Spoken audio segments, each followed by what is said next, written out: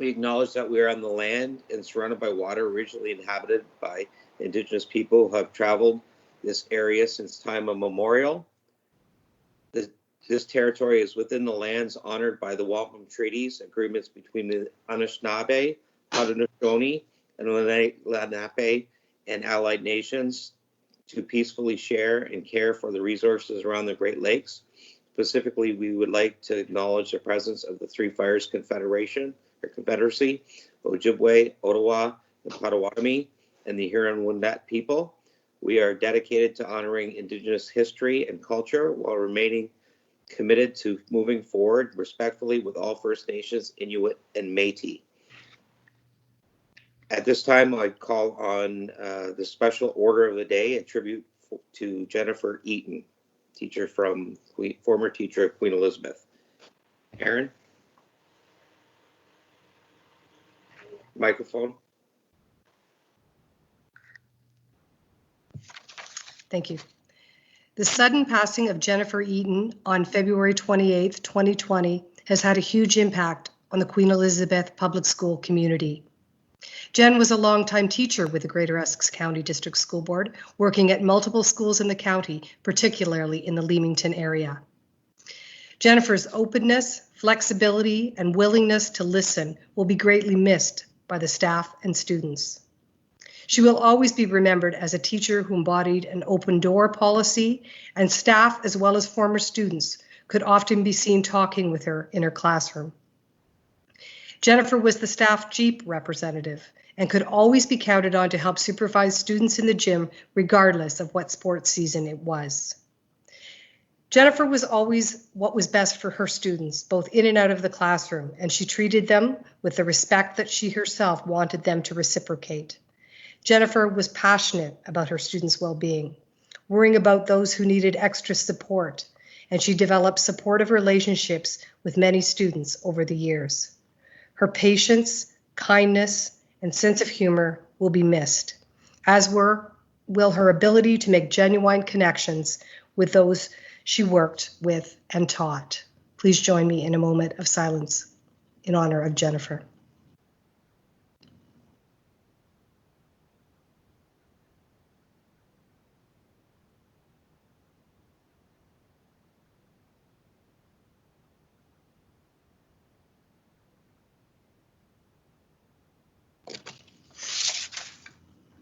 Thank you.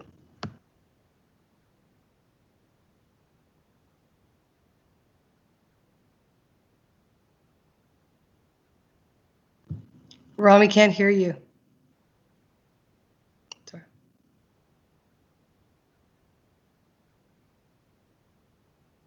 You can hear me now? Yes. Okay.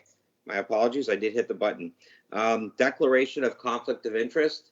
Is there any declarations of conflict of interest?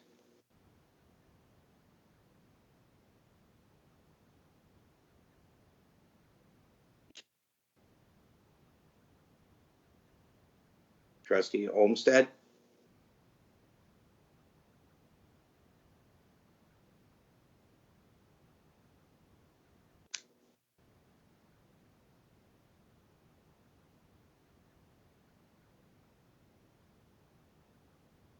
Okay, I'm going to move on.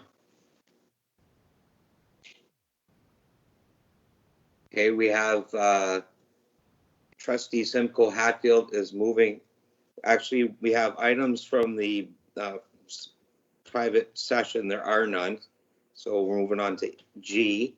And I see that Trustee Simcoe Hatfield has moved all of the items under G and is seconded by Trustee Sartori. So all of the items under G are moved. And Rochelle, I believe that we have, oh, there is an item for private session? My apologies. Can I go back, please? Yeah. My apologies. Could we move back to the item for private session? And I'll turn that over to Trustee Cook.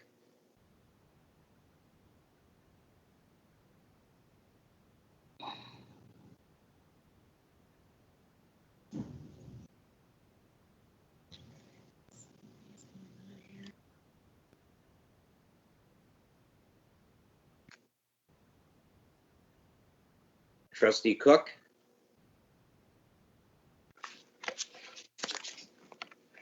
Can you hear me now? yep. Okay, fantastic. So we have one item from private session. It's F1. Can I have somebody move? I have trustee Satori and a seconder. Trustee Hatfield. Thank you. All in favor? Support. Support. Support. Support. Thank you. My apologies for that.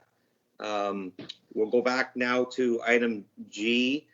Trustee Hatfield has moved all three items, and Trustee Sartori, I believe, seconded. And is there any discussion related to those three items being moved?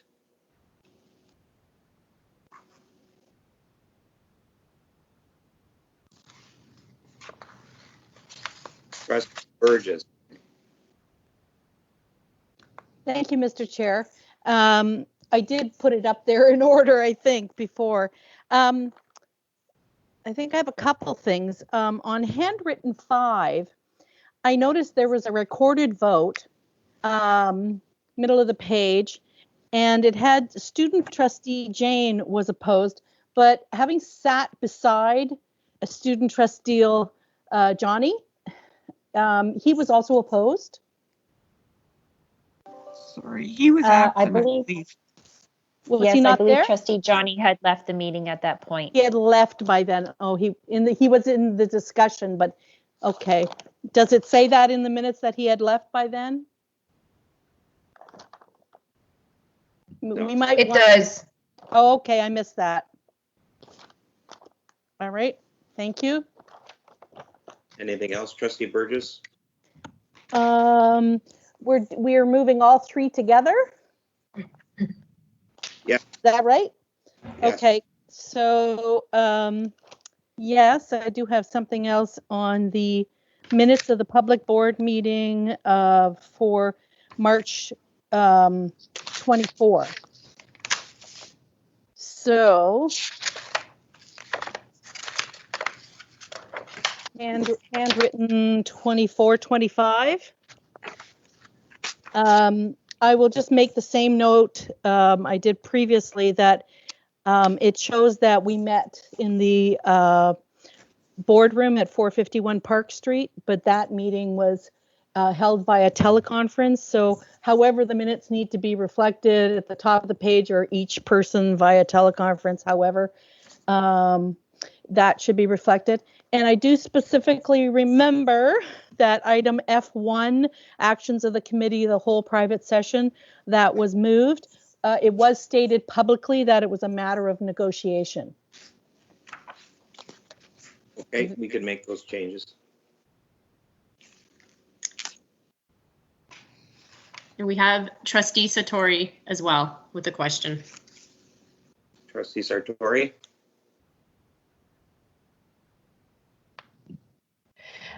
No, my comment about top of 5 was just that student trustee Johnny leaving was noted at the top of 5. I don't have a question. Thank you, though. Thank you, Trustee Sartori. So I think those items that Trustee Burgess brought up are just a matter of housekeeping, so we can make those changes unless anybody's opposed. Okay, so now we'll take the vote, and like I indicated before, I'll go through the list to ensure that we're covering everybody off. Higginson, Support. Halberstadt,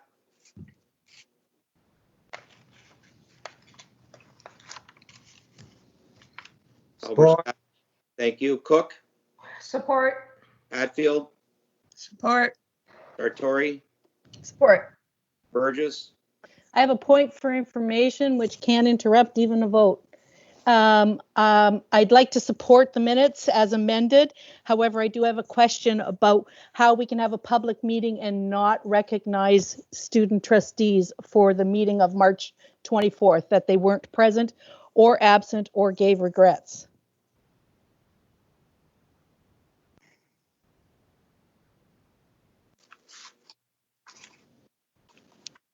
You're referring to, Minutes of March 24th.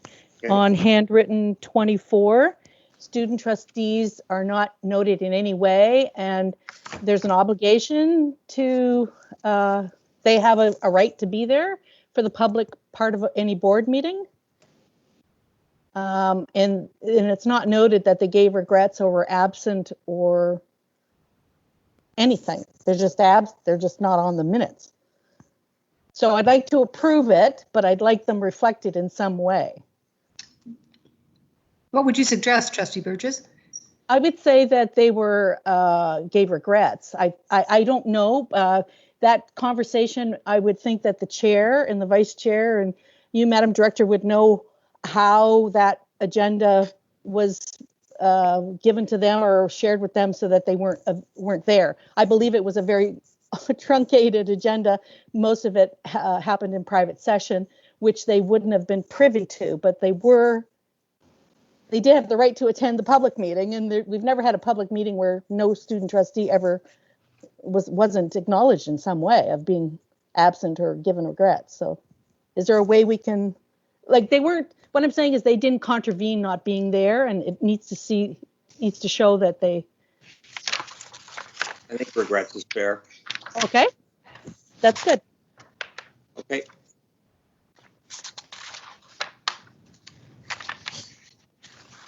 Okay, so. So I support. You asked? Thank Yeah, Burgess, Trustee Cheen, Support.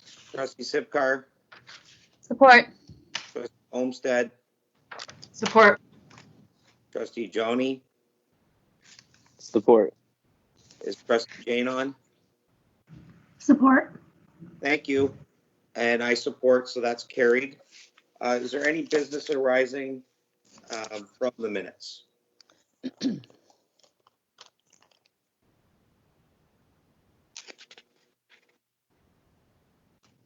Business arising from the minutes?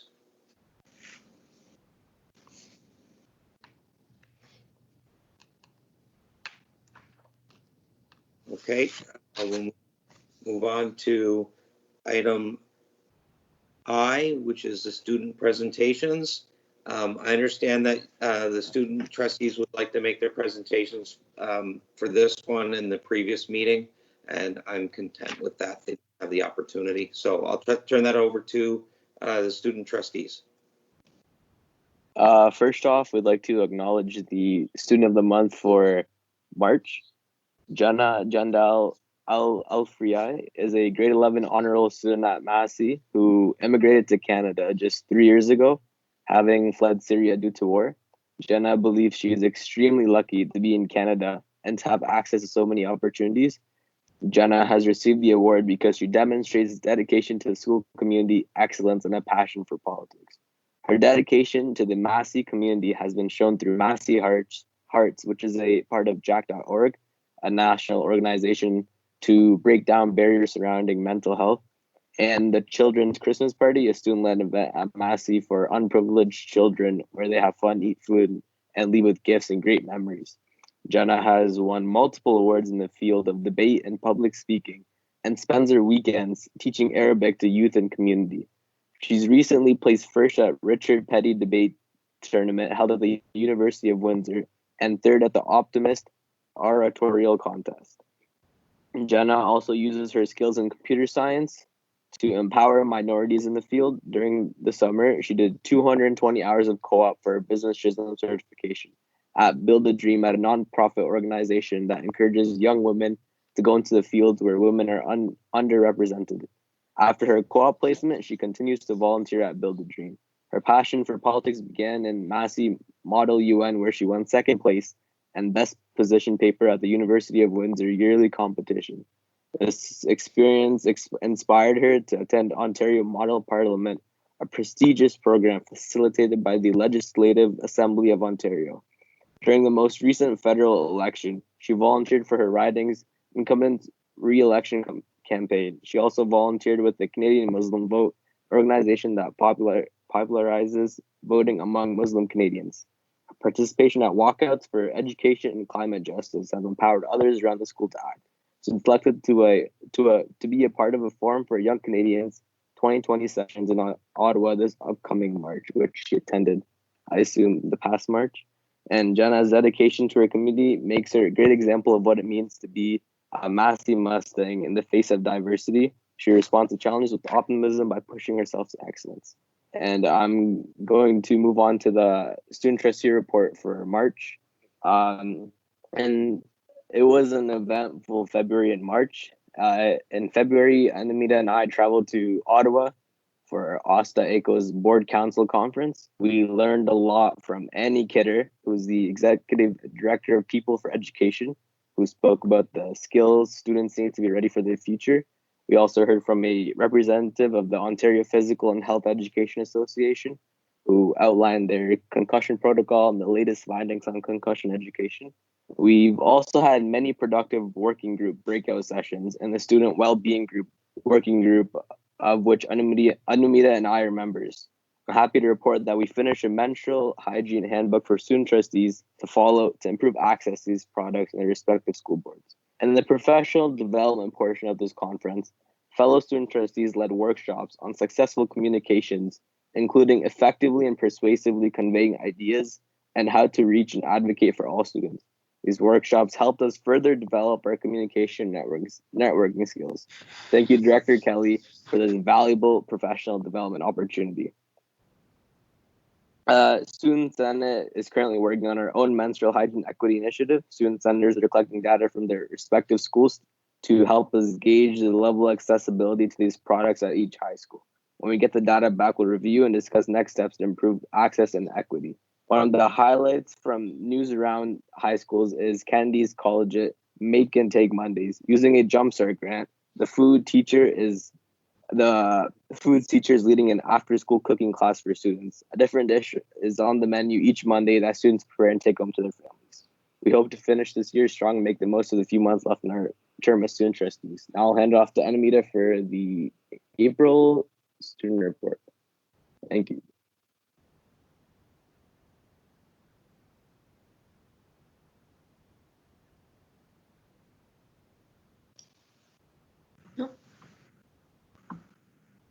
Trustee Jane? Okay, I might cut out a bit. Just fair warning there. As Trustee Johnny mentioned, the month of April has equally been just as eventful as February and March. As noted in our March trustee report, Student Senate is now working on our own menstrual hygiene equity initiative. We are conducting a survey currently to assess the level of access to menstrual hygiene products in schools, how this issue affects students' education, and how students would like to see menstrual hygiene products provided if we are to start an initiative. Through mostly informal sharing on social media, the survey has already gathered over 1,000 responses. According to the survey responses received thus far, it appears that most secondary schools do not have adequate access to menstrual hygiene products in school restrooms. The survey, during this time of self-quarantine, Student Senate is working on an online game night for secondary schools across the GECDSB to keep students together in our time apart. Many student councils are also hosting online challenges and spirit weeks to boost student morale. Earlier in the month, many councils released school-themed bingo cards. This month, Herman hosted a virtual spirit week. Sandwich and Riverside have posted throwbacks to students' favorite school memories on their stories.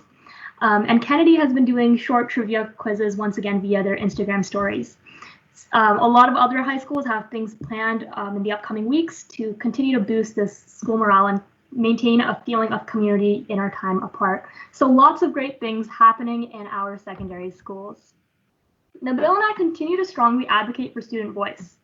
A few weeks ago, we sent Director Kelly an email detailing students' concerns and made a recommendation on behalf of students regarding midterm marks. We were pleased to see prompt responses to the concerns brought forward and the implementation of some of our recommendations. We look forward to mentoring the incoming student trustees over the next couple of months and finishing the year on a strong note.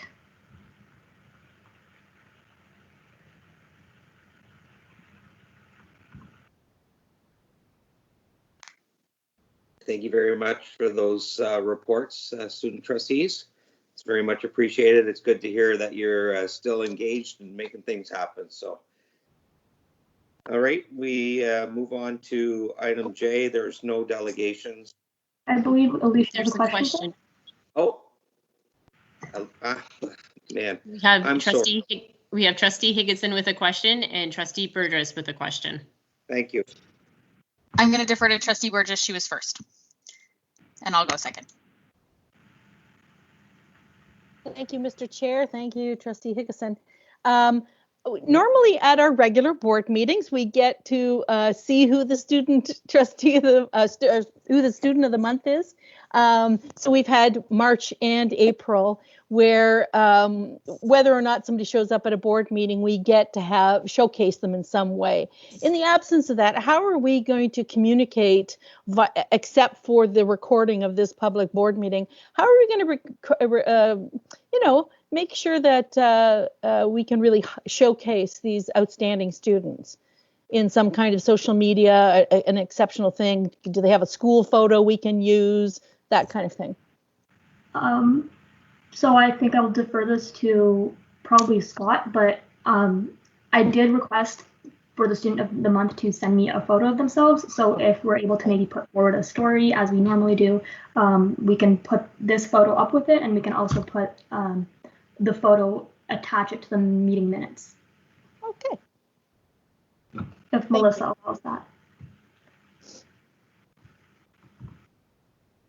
Trustee Higginson. Thank you very much, Mr. Chair. Through you, that was a great presentation. I'm so glad to hear all the ways you guys are getting people together while we're apart. I think that online game night is a really great idea. The question I had was around, and it kind of has a little bit to do with the menstrual hygiene policy that you're kind of developing, and the response rate is huge. And I'm wondering how, so I'm kind of combining those two things together. How are you getting the word out to students to get such a high response rate? And are you finding that through the collection of examples of how the student bodies are kind of connecting together? Are you finding that there's one platform that they tend to respond to a little more, has a little bit more activity on it? Or are you kind of finding that it's sectioned off by school community, or maybe even by age group? Do you have any insight into that? So far, most of our promotion has been done through social media solely, and mostly it's been done through Instagram. So a lot of these schools' councils or schools' student council accounts have really large followings in their own respective school communities.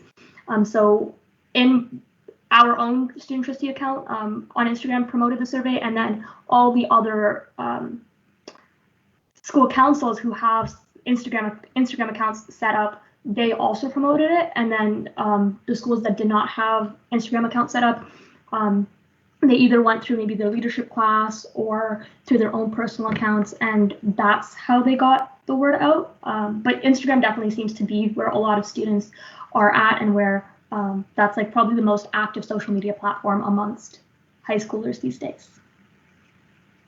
Thank you. Thank you. Are there any other questions of the student trustees?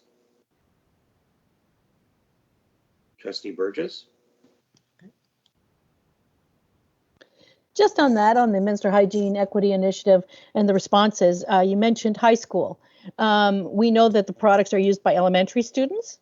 So I'm wondering, most of Student Senate obviously is high school students. I don't know how many elementary kids are really using Instagram. I think that's a parental guidance piece, and the age, I guess, is what I'm asking about. So how are you reaching out to those younger elementary students who probably have an opinion on it, but may not be socially connected in the same way? Mm-hmm. So we're currently, that is an area of challenge for us.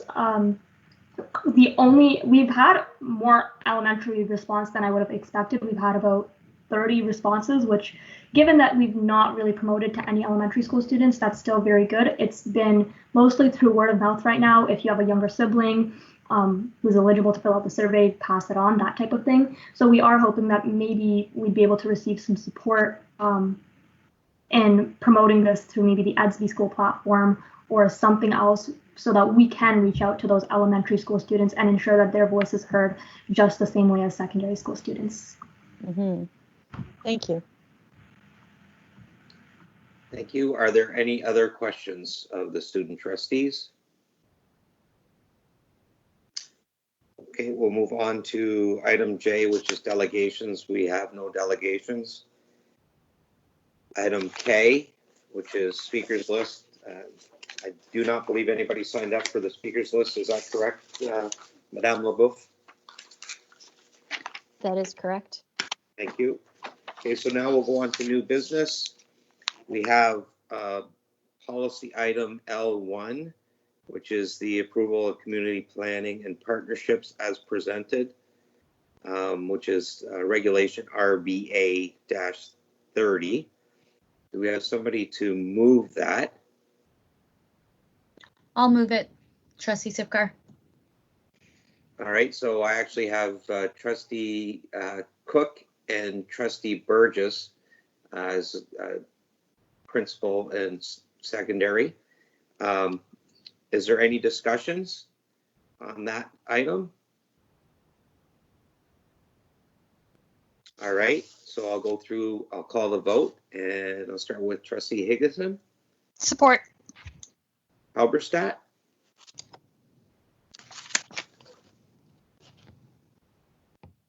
Trustee Halberstadt? Sorry, support. Okay, Trustee Cook.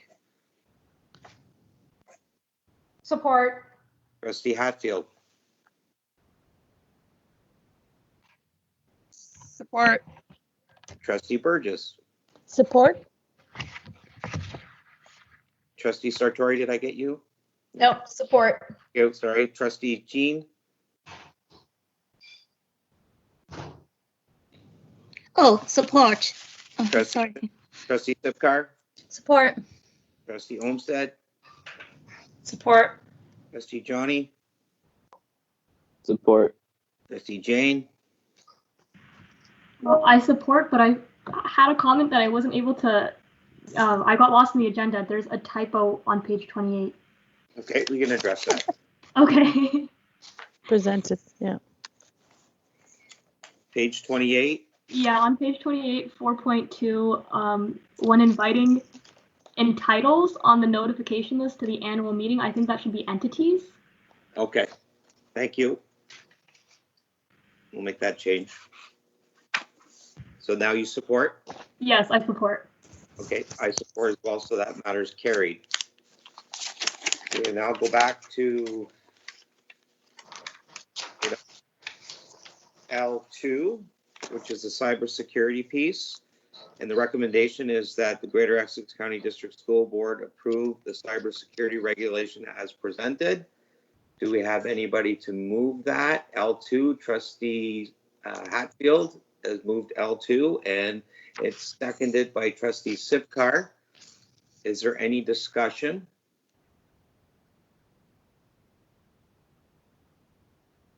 Any questions?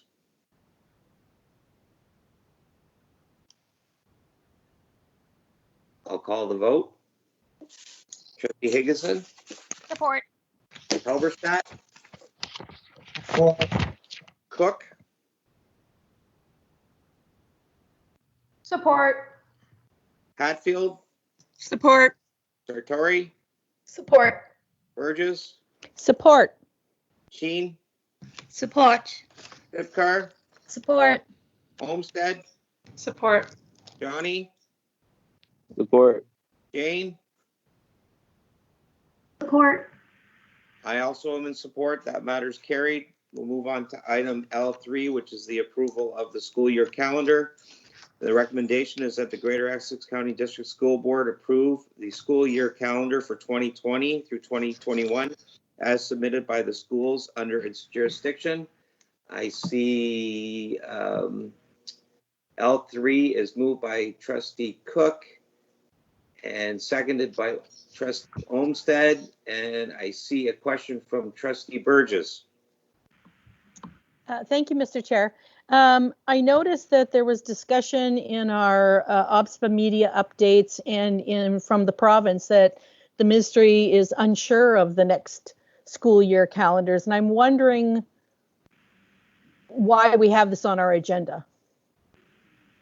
If there's such uncertainty amongst the ministry, what the next school year will actually be. Is it to do something and then possibly amend it, or why the hurry? Because it was just in the news, I think today or yesterday, that I saw that the ministry was saying, you know, they're unsure and they'll let boards know what the next school year calendar looks like. There was an extension of the mandatory deadline to put this on boards' agendas. Kelly, can you answer? Oh, sure. I can answer that question. We felt that we should be able to bring this forward. Again, we just got information about any extensions around the school year calendar. And certainly if there was a need to amend it, we certainly would. That it was just a choice that we had ready. We'd done all the consultation and we thought we would bring it forward. Do you have a supplementary, Trustee Burgess? We are No. not, sorry, Okay. I was going to say we're not also modifying the calendar as some boards are. Right. So that would be my question, is that there doesn't seem to be any, you know, there's nothing unusual about this. The year is unusual. This next calendar is not unusual. And I just heard mixed messages from the ministry. So I was just wondering what the hurry was. Why wouldn't we just kind of wait until we had a bit more of an idea? But as long as we're doing something knowing that it's written in pencil, I'm going to support it. Okay, thank you, Trustee Burgess. As you can see, things are moving by the minute. The items that we go from the ministry that we get and discussions that we have are all, you know, very last minute. And so if we need to amend this, we would certainly do so. Last school year was written in ink and it turned out it was written in pencil. So, or this school Correct. year. Trustee Hatfield, you have a question? It was the same, so I'll pass. Thanks. Okay, thank you. Any other questions? Trustee Higginson. Not really well, I guess maybe it is a question for, I guess, perhaps Dr. Hillman can speak to this. We had a little bit of a discussion about this at GECPIC and as to why the school year kind of starts with PD days in that first week and how it actually in school time starts on the second week. So I wonder if you can kind of address that for the public. I'm happy to clarify, and thank you for the question. So the planning for school year calendars begins early, so we began this work in October. Part of that is the reason we're bringing it forward. It's been developed with an end date in mind of approval by May 1st, so we're continuing those discussions. What's unique, I've been superintendent for 10 years. This is the first time I have seen this. We are required to have 194 school days between the 1st of September and the 30th of June. And what's unique this year is with a very late Labor Day of September 7th, it means our students do not attend their first day of school until September 8th. If you start on September 8th and go to June 30th, you do not get 194 school days. So we're in a unique situation where we are required to have 2 days prior to Labor Day to meet the regulations 304 of the ministry, and all boards in the province are. So the solution of our board, our coterminous boards, and to my knowledge, every board in the province, is to move 2 of the professional development days for staff only prior to Labor Day.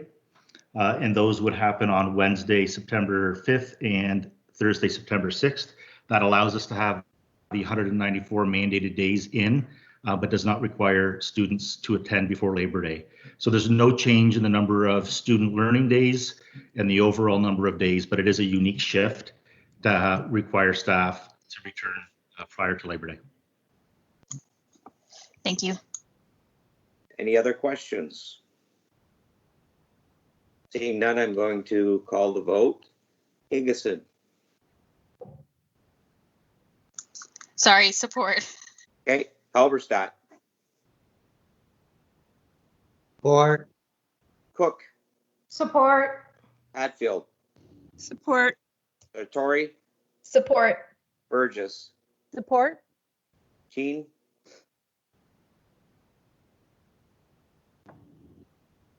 Support. Sipcar, Support. Olmsted, Support. Johnny, Support. Jane. Support. I support that as well. That motion is carried. We're going to move on to item L4, which is a notice of motion from Trustee Burgess. The recommendation that the Greater Essex County District School Board direct the policy committee to review policy P-PL-01 and the regulation R-PL-01 regarding the naming and renaming of the board facilities within the district. I'm assuming that Trustee Burgess is going to move that. Yes, she is. And I see Trustee Sipcar is going to second it. Are there any questions, or would you like to speak to it, Trustee Burgess? Yes, thank you, Mr. Chair. Just very briefly, all of our policies come to us in a cyclical fashion, and we tend to do that, on an ongoing basis, et cetera. But we have had, another spate of consolidation and new schools, et cetera, and we have gone through recent naming exercises. And I'm just going to say that they've been inconsistent as far as what our expectations were, what the committee's expectations were, what the community's expectations were, and then from the discussion that we had at our board meetings. So I think it's time to review this because we still have, this will be an ongoing concern. So I'm hoping that you have support, that policy can look at this and maybe flag some areas and get some feedback and see if we can do it in a more consistent fashion. Thanks. Thank you. Does anybody else wish to make a comment, ask a question before I call the question? All right, I will call the question. Trustee Higginson. Support. Trustee Halberstadt. Support. Trustee Cook. Support. Trustee Hatfield. Support. Trustee Sartori. Support. Trustee Burgess. Support. Trustee Jean. Support. Trustee Sipcar. Support. Trustee Olmsted. Support. Trustee Johnny. Support. Trustee Jane. Support. I too support it. It's moved, supported, and approved. We'll move on to item M, which is M1, a report of the Director of Education. Director Kelly? Yes. Thanks very much, everyone. You've probably seen the notepads that I have created. I think I've sent them to trustees. I think they form a really good basis of a reflection of what we've been doing for the last couple of weeks. I have certainly put them on Twitter, put them on different social media, because I think they do reflect some of the things we're doing for the community, some of the things we're doing for our students, some of the things we're doing for our staff. And also, I think, reflect the very hard work. People have really pulled together quickly to do a lot of things that they didn't know maybe even that they could. But there are many, many things, and this is only a reflection of them. It's also another way of keeping our staff updated. I do send this out to staff. So I would be happy to answer any questions that you may have, and I will continue to provide a director's notebook for the next few weeks to ensure that we're sort of all aware of what is happening. So again, I'd be happy to answer any question. I want to thank the senior team for their leadership and trustees for supporting us in our work. Thank you, Director Kelly. I see Trustee Sipcar has a question. Sure. First of all, I just want to say thank you to Director Kelly and all the staff for just the amazing work that you guys have been doing over the last few weeks. I know that as a parent, I feel the stress of this transition, so I can only imagine as parents and then as administrators how to coordinate all these moving pieces for all these families. So I have just a few really basic questions that I took from the notepad. One of them specifically was, I was really curious about, I think it was on the second one, it said what we are planning. And the reason why I'll ask the question and then it'll kind of lead me to like maybe one supplementary one, if the chair will allow me. The question is around the podcasts, and it's a bit vague. It just says create more podcasts. I think it's what we are planning. So I wondered, who is creating who is creating those? What's the topics? And then B, the supplementary question is, how do some of these pieces fit into our strategic plan? In light of having to switch, how we are doing learning, my mind goes back to our strategic plan. And as the role of a trustee is to make sure that that document is, adhered to. And so I just wondered, how do some of those pieces, and the podcast was the example I came up with, kind of fit into our strat plan? Yeah, I think it actually fits very well. It's about the well-being of our students, but also listening to the voices of our communities about what they need. And I believe that these podcasts are created by our psychological services, the ones that I'm referring to here. But I believe that those from feedback that Dr. Pike was getting around what are the needs of our community. So I do think it fits actually quite nicely into our plan. I don't think I'd made the connection to as nicely as you did, but I do think it really does, listening to the diverse needs of our community, and also responding to our learners and further the well-being of our students. And I don't know if Dr. Pike has anything she'd like to add to that. When you talk about the different podcasts, they're currently housed right now on our website under Supporting All of Us Through COVID-19. And on the left-hand side, you can see we've got a listing of podcasts, talks about anxiety, talks about we're all in this together, what does behavior look like, what to expect. And we've got a lot that are just coming forward in the next couple of weeks. So as we record them and perfect them, then we put them on the website. And again, it's very, very reflective of what the kids want, based on the questions that we had asked them in a survey that still is on the website, because we want to know what kids are worried about, because we know through our school climate survey that kids are worried. A very high, significant portion of our population is worrying. And what does that look like, and how can we help them relieve the stress? You'll notice a shift in our podcasts that we are going to be targeting certain age group of kids as well now. So right now, they're really targeting families and parents. And we're going to be shifting to say, this is for a grade 2 student. What are you worried about, kind of thing. Did that help you to answer your question, Trustee Sipkar? Yeah, I just wondered if they were being used in that more supportive way for mental health, anxiety, those types of things, or if they were being used to support learning objectives. I know that even as an adult, I love podcasts for those things, and I wondered what age groups and if they were being created or if we were tapping into pre-existing resources. It just seemed like a good idea in light of the current situation. So I just wondered how it fit in with our learning kind of objectives. I think that you make a really good point about how is this connectedness in this world of physical distancing, how can the connectedness that we try to talk to our students about, how can it be about their learning agenda? I think it's a really good point. It's something actually I had a conversation with a couple of superintendents today, so I think that's a good point to keep in mind, so thank you for that. Thank you. So I see that I have Trustee Halberstadt has a question. Yes, thank you. Yes, I've got a question with regard to the additional computing, the 1,500 computing devices for distribution to our students. It's gone up now to 2,800 pieces. And then I'm happy to see that you're distributing over 765 offline learning packages, much like LAMP in Canada is doing, and sending them out. I mentioned this to Superintendent Armstrong the other day, but what are the costs of doing this? I do know you're keeping track, you're tracking that, but I guess second question is, we're giving out these we're giving out these devices. Is that a loan, or are we getting them back? How's that going to work?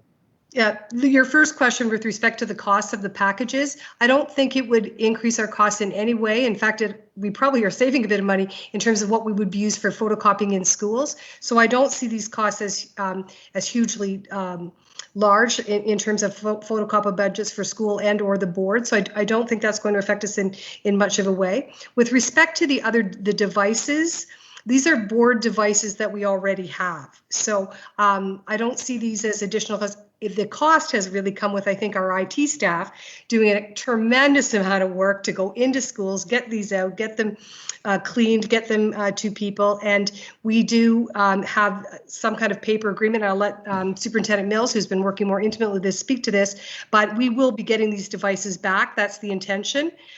Do we think there might be a bit of loss at times? I think that's what it is and would have to be, but our idea is to get things in the hands of students so that there's an equitable access to things. But these are mostly devices that we've already have. And Superintendent Mills, you might want to add, because you've been thinking a lot about this. Yeah, one of the things that we've been doing is internally we've been building a tracking system. So what we have is on one of our internal systems, Connect, we do have a way to track it that connects it to the student's OEN number. So it pre-populates some images, some information for us, and it's a great way for us because it's you can imagine the task of that many devices going out in a very short period of time. It allows us to track any changes that are made to the request, if requests are canceled or added onto.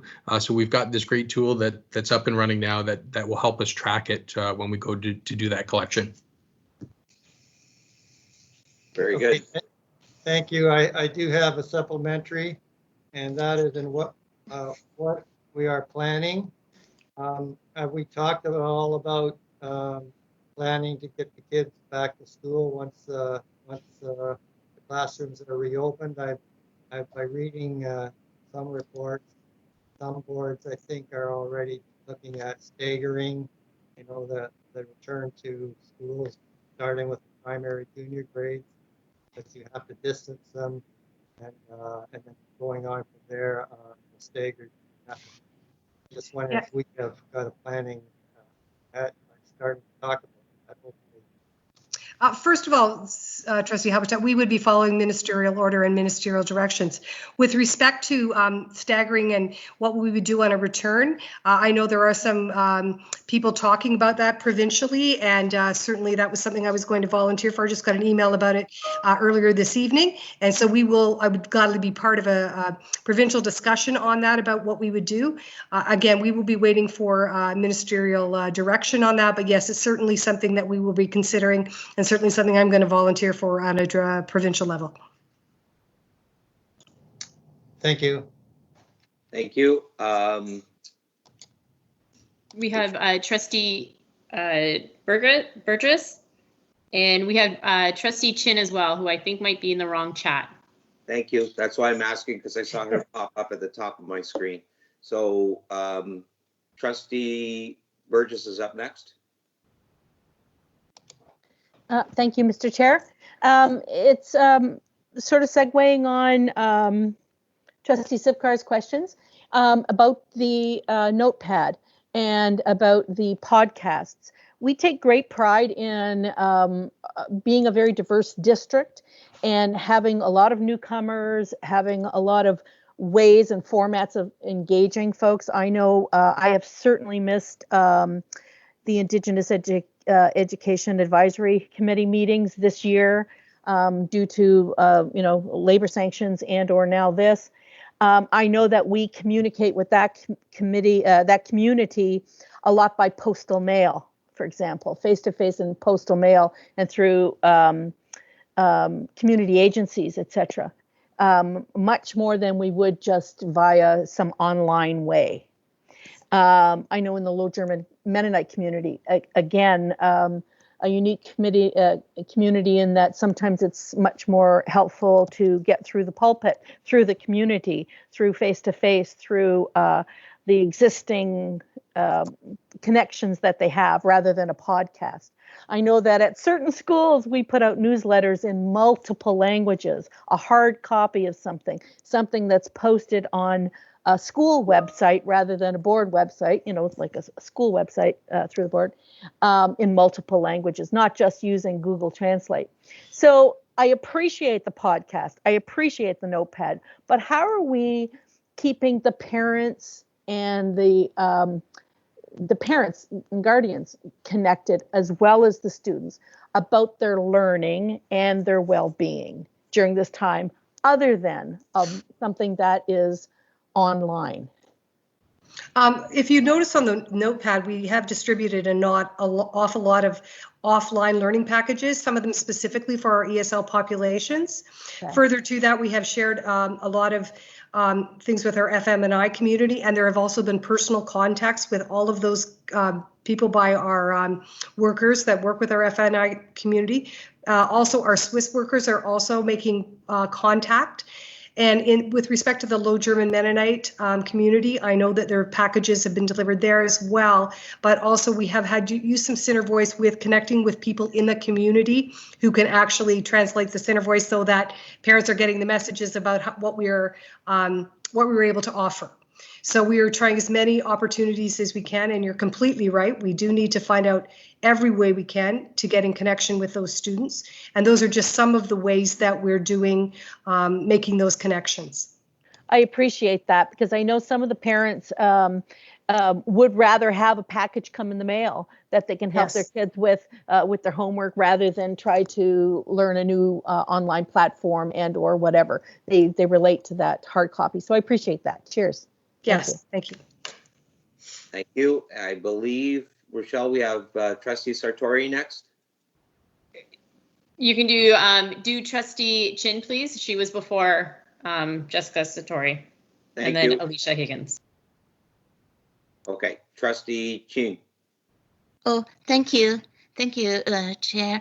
And I appreciate all the hard work that the unknown participant is now administration. joining. Can you hear me? Yes. Yes. Oh, okay. I really appreciate it. Read the note. It's very comprehensive. And I just have a suggestion. I wonder if we can put more energy on teacher leading teaching. Do you know what I mean? That, for example, if we can make the teacher have some fixed time in the day to meet with the students in the meeting, and they can study together. I know there is this kind of software that it's easy for them to see each other and study together. My kid have a church Chinese school, and the teacher keep on teaching in this way is really good. I wonder if our board can make some arrangement for the kids to have some fixed time to study together, maybe 1 hour or 2 hours a day, and to make them keep the pace. Yeah, not all teachers are handling it the same way, and we recognize that. It's a big learning curve for lots of people. We did debate some of that around the secondary curriculum and teaching within that time, and felt that was actually a little bit complicated for us to organize. But we're working through it and learning, I think, about ways that we can do that. I think it's a good suggestion. I don't know if others the academic superintendents want to comment on that. But again, it is something people are just really getting up to speed on some of the technologies, and some have very high developed programs, but the reality is we're in that context. But I think what I'm hearing you say is a regular structure could help in the learning. Oh, yes. Yeah. Thank you. Yeah. Thank you very much. And I believe next is Trustee Sartori. Thank you. I really appreciate the notepads. I like the format of them, and I like that they go out to all the public and the entire community. I really appreciate the tech distribution as well. I just had a couple of questions about that. I'm wondering how it's determined who gets the technology, what the outreach is like to, to those who may not have been engaging. Do you know what I'm asking about follow-up? Yeah, with students and families who maybe we haven't heard from yet in any way. And then as well as what the ongoing, classroom and tech support is like for students and families once they have the technology. Right. I can answer parts of that, and I will turn it over to Superintendent Mills.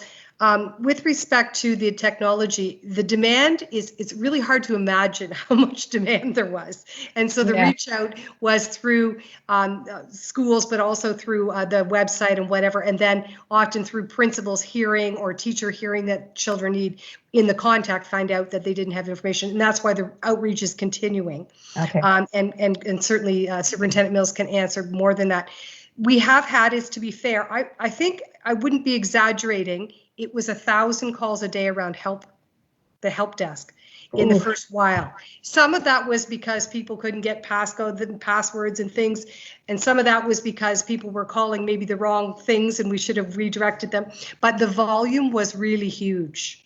So I think we've made a lot of gains and we've got a lot more people on the phone helping. So there is that ongoing helpline support. But I look to Superintendent Mills because you have been very much at the fore of this, so you may be able to add a lot. Yeah. Originally, when we first started handing out the tech, we really wanted to focus on those families that had no access at all to technology in the homes. And so that has really been the focus through the first phase. We're now into phase 2, where some of our families, we have some very large families, one family out in the community, 7 children, and only 1 device that they were sharing. So there's an opportunity for us to provide an additional device for them. So during the second phase, when we built this tool, it allows principals to go in, and they know their families best, and they know families that may need those additional pieces of tech. So they're able to assign pieces of tech based on the list that we provided to those families so that they can approve those going out to those families. Like Erin said, we were getting over 1,000 calls a day. We were really, I say Tayeb has said this many times that we're building the plane as we're flying it. With that, password was a huge challenge for us. So we built a tool that helps people change passwords. So a self tool for our grade 9 to 12 students. And we've got a tool that our administrators can help us on. On the website now, we no longer have a tech support forum, but we've got some of those frequently asked questions. And we really want families reaching out through principals and teachers to get the support that they need. And that has been a big way that we found that people are without tech. When teachers reach out or are communicating with our families, they're telling us, hey, I got a device here, but I have no Wi-Fi. I have no Wi-Fi, but I got a device, those sorts of things. So that communication has been so crucial. Yeah. Supplemental. Oh, go ahead, Erin. I wondered if another part to your question really is, what are you doing with those families that you haven't heard from? Yeah. So that's one of the things that I know Superintendent Pike talked about it with us a bit today. So what is it we're doing if we haven't heard? What other kind of contact can you make? What social worker might be able to make a connection? And then, of course, we would have to go to other things. If we were very concerned, we would go to other agencies and such, but we are committed to making that connection. I mean, I think right now that's a major priority. Even one of the schools demonstrated they had a spreadsheet of every student in the whole school who had made contact and which students they hadn't made contact with, and then vice principals and learning support teachers and student success teachers were going to do that. So they shared that as an example of how they were trying to make contact and how they were keeping track and monitoring that, which I thought was a great idea. They shared across, that would just be one example, but they shared that with other principals. Oh, I appreciate that. Supplemental? Mm-hmm. Thank you. So I didn't save the article. I don't have it in front of me, but I believe it was maybe last Friday that the government announced that they would be providing additional iPads to boards to provide to students. So what does that look like? Have you just heard the announcement so far and no details, or? That was a very interesting announcement. So essentially, we had purchased a few iPads and things for students, and really that just became part of it. So if we believed we were going to get a certain amount of money or a certain amount of iPads delivered to us, it really wasn't anything new forthcoming. It was things that had already been purchased. Oh, okay. So I think, would that be a fair way to describe it, Superintendent Mills?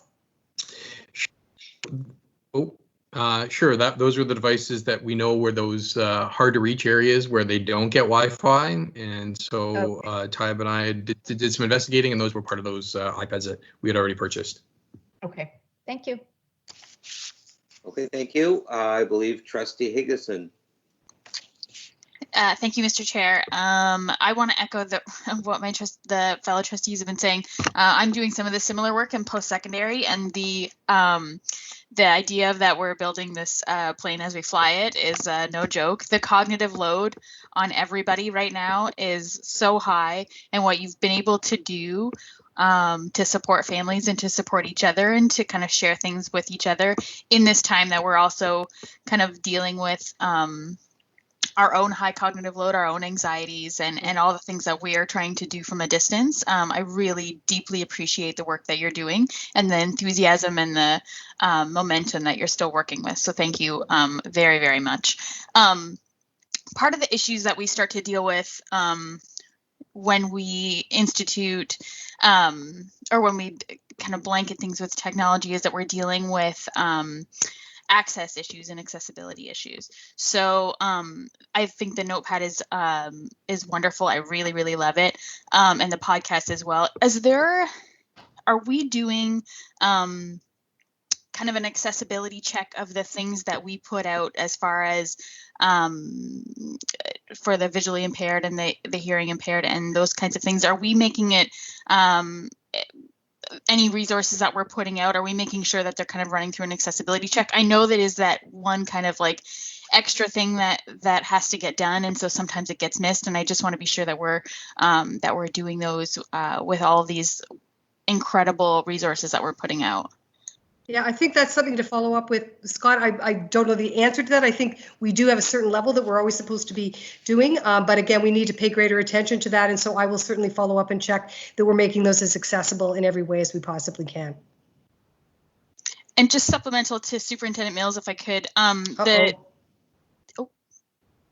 we? I think I went out of the meeting for a second. I live on the water, so. You're still here. Yeah, I see you. Yeah, you're still here. No, I did float. I didn't see you, and I thought, oh, if I'm in the river there, you get. We're talking about flooding. Did I miss something there? Sorry.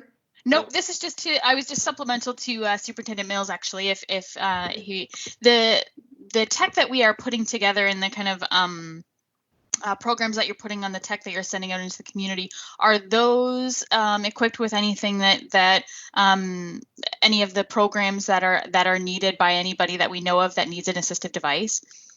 I would think they are, because their RC equipment is all out there, but Superintendent Mills, you might have more information, or Superintendent Wilcox, but I do believe the C equipment, that the students that have those needs, that would be met through that. Yeah, that's part of what we've delivered. We delivered those 2,800, and then there's probably another 2,000 devices that have been C equipment that has gone out or is going out to students with through the Spec Ed department. So the principals are handing that equipment out to the students. So that specialized programming is on those devices. Okay. I believe we have Trustee Halberstadt next. Okay, yeah, thank you. Thank you, Mr. Chair. Yeah, I was wondering what we are telling our parents. You might have touched this before, but I sort of go online, and I know that one board is basically saying, here's what a parent can expect from the teachers and support staff. For teacher-led instruction, classroom teachers at all levels should be available at least 2 times a week. And for teachers-led support, classroom elementary teachers would be available for at least 3 times a week. And I know I've heard that we have told our teachers that they should be available 9 to 3, I guess, if they just. Could you just comment on how we're doing in that area? I'm having a bit of difficulty hearing you, but I wonder if one of the superintendent wants to speak to that. Clara, did you, Superintendent Howitt? Yes, Director. In our messaging to teachers, we've asked them to set up daily office hours to be accessible both to students and to parents. And teachers have done quite a phenomenal job with that. In fact, they do synchronous time and asynchronous time. So the synchronous time, they set up times for chats with students and are available for parent inquiries, and then asynchronous kids work at their own pace. But in our messaging to staff, we've asked them to set up our office hours on a daily basis. Just a supplementary, what about video calls to parents? Some teachers do that, others don't, I guess. How is that handled?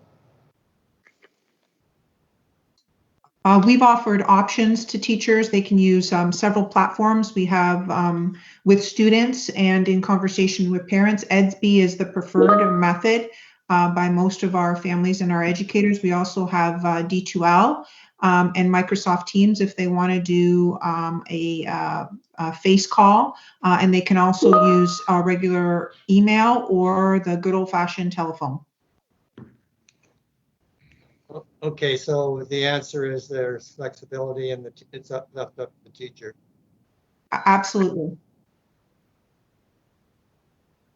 Okay, thank you. I did note that Trustee Burgess, you had a question, but I thought you had asked it, but you have a point of clarification, so go ahead. Well, since this public meeting is going to be recorded via audio, I hope that we can be really clear when we're using acronyms, that we at least say it once in the long form before we say something like C equipment, because I'm sure that a lot of folks don't know what's special education assisted, whatever it stands for. Thank you. The CE equipment is for students with special needs, and that is funded by the ministry, and often students have their own particular devices and programs that would assist them in their learning. So thank you for that. Okay, thank you. Trustee Cook, I believe, is next. Is that correct, Rochelle? That is correct. Thank you. Thank you. Just a couple quick comments. And I've talked to a lot of parents, and I've talked to a lot of teachers too, and everybody is doing an amazing job. And what our board has done in such a short time has gone above and beyond. The thing that I hear is a lot of questions about what the teachers are doing. My thing is that the parents have to step up too and take some responsibility and participate in this, and not just count on the teachers to do all the work. The other thing is that Trustee Chin had mentioned about the teachers setting up some study times and everything. Well, this is a time too that I believe that the kids, especially in high school, the older ones, can set up some study times with their peers. The only area that I have a concern with, and it has been addressed, but there's always going to be a group falling through the cracks. And that's where my concern is the kids that, they don't have the parents that have the ability to help them, or they don't speak up, and they don't ask for that support because of whatever reason, embarrassment, whatever it is. That's my concern, is what's going to happen to the kids that maybe didn't keep up with the work, didn't go online, didn't have that extra help. That's the concern I have. Other than that, though, this has been amazing. And the notes that are sent out, I love those. It just keeps everybody updated. So thank you to everybody. Thank you. And again, the senior team shares the concern, Kathy, around all of the information. We understand how difficult it is for parents. I mean, if you're home with 3 kids and you're a single parent and you don't have money, and it's got to be very challenging. So thank you to the trustees for their support, and we will continue to examine the question of how we can best support. What other way can we assist that? So thank you to Trustee Cook for that comment and question. It's at the top of our mind all the time, and we're still working at it. Okay, so I have Student Trustee Jane with a question. I think so far what we've done has been really great, and we've I'm loving the notepads and just it's been amazing what we've done. But to follow up with what Trustee Cook was asking about, for the students that are possibly falling through the cracks and who aren't able to have the same access or the same support in their at-home learning environments, is there any way our board can maybe change or modify our reporting system where students can have pass-fail grades at the end of the year, or like the option of having a pass-fail grade, so that it's not held against them or reflected negatively if they were not able to, have that same engagement as they normally would. I think that those are discussions that are certainly occurring at the ministry level. Certainly something that I know has been put forward. We will certainly look at that. We want to be fair to everyone. This is not about penalizing anyone because of a situation. This is about connecting. This is about believing in kids. This is about believing in ability. And so we will, look at all options for that. But I think you make a good point. None of us chose to be in this pandemic. And certainly some of us are well positioned because of the places we live and the food that we have and the things that we do. But our job is to do the best to make everyone's ability show, not to penalize students. And I really appreciate you shouting out for the students that don't always have the same needs, same things that others do. Thank you. Thank you. Trustee Olmsted. Thanks, Mr. Chair. My question actually echoes that of student trustee Jane. I've been in contact quite a bit with Director Kelly and several of the superintendents about those students without access to internet, with language barriers, those students who are struggling, who have IEPs, etc. And my concern was, again, about assessments and marks and evaluation, and just to really reinforce the point that, some of these kids don't have equitable access, those kids that fall outside of the equity bubble. And I just really want to advocate for them to make sure that, we're all being fair. I know I live with a teacher, obviously. I see what he's doing. I'm friends with teachers. I know how hard they're working. I appreciate how hard the superintendents and the director has been working, but just to always keep in mind those kids who are struggling and who don't have the access, who don't have access to internet, who, don't have access to food, let alone, the ability to do the work. So just to make sure that those children do have, the best interest always at heart, and no one falls behind because of inequitable access to their work or to a device. Thank you very much, Trustee Olmsted. You've been a real champion, and I really appreciate the fact that our trustees are so supportive about supporting all kids. And so if you do know of situations that you think the superintendents and I or principal can help with, we are glad to know about that, because if we're missing something, we want to find that student. So please thank you for your compassion towards kids. I appreciate it. Okay, so I have Trustee Sheen. I think that'll be the last question before we move on to item M2.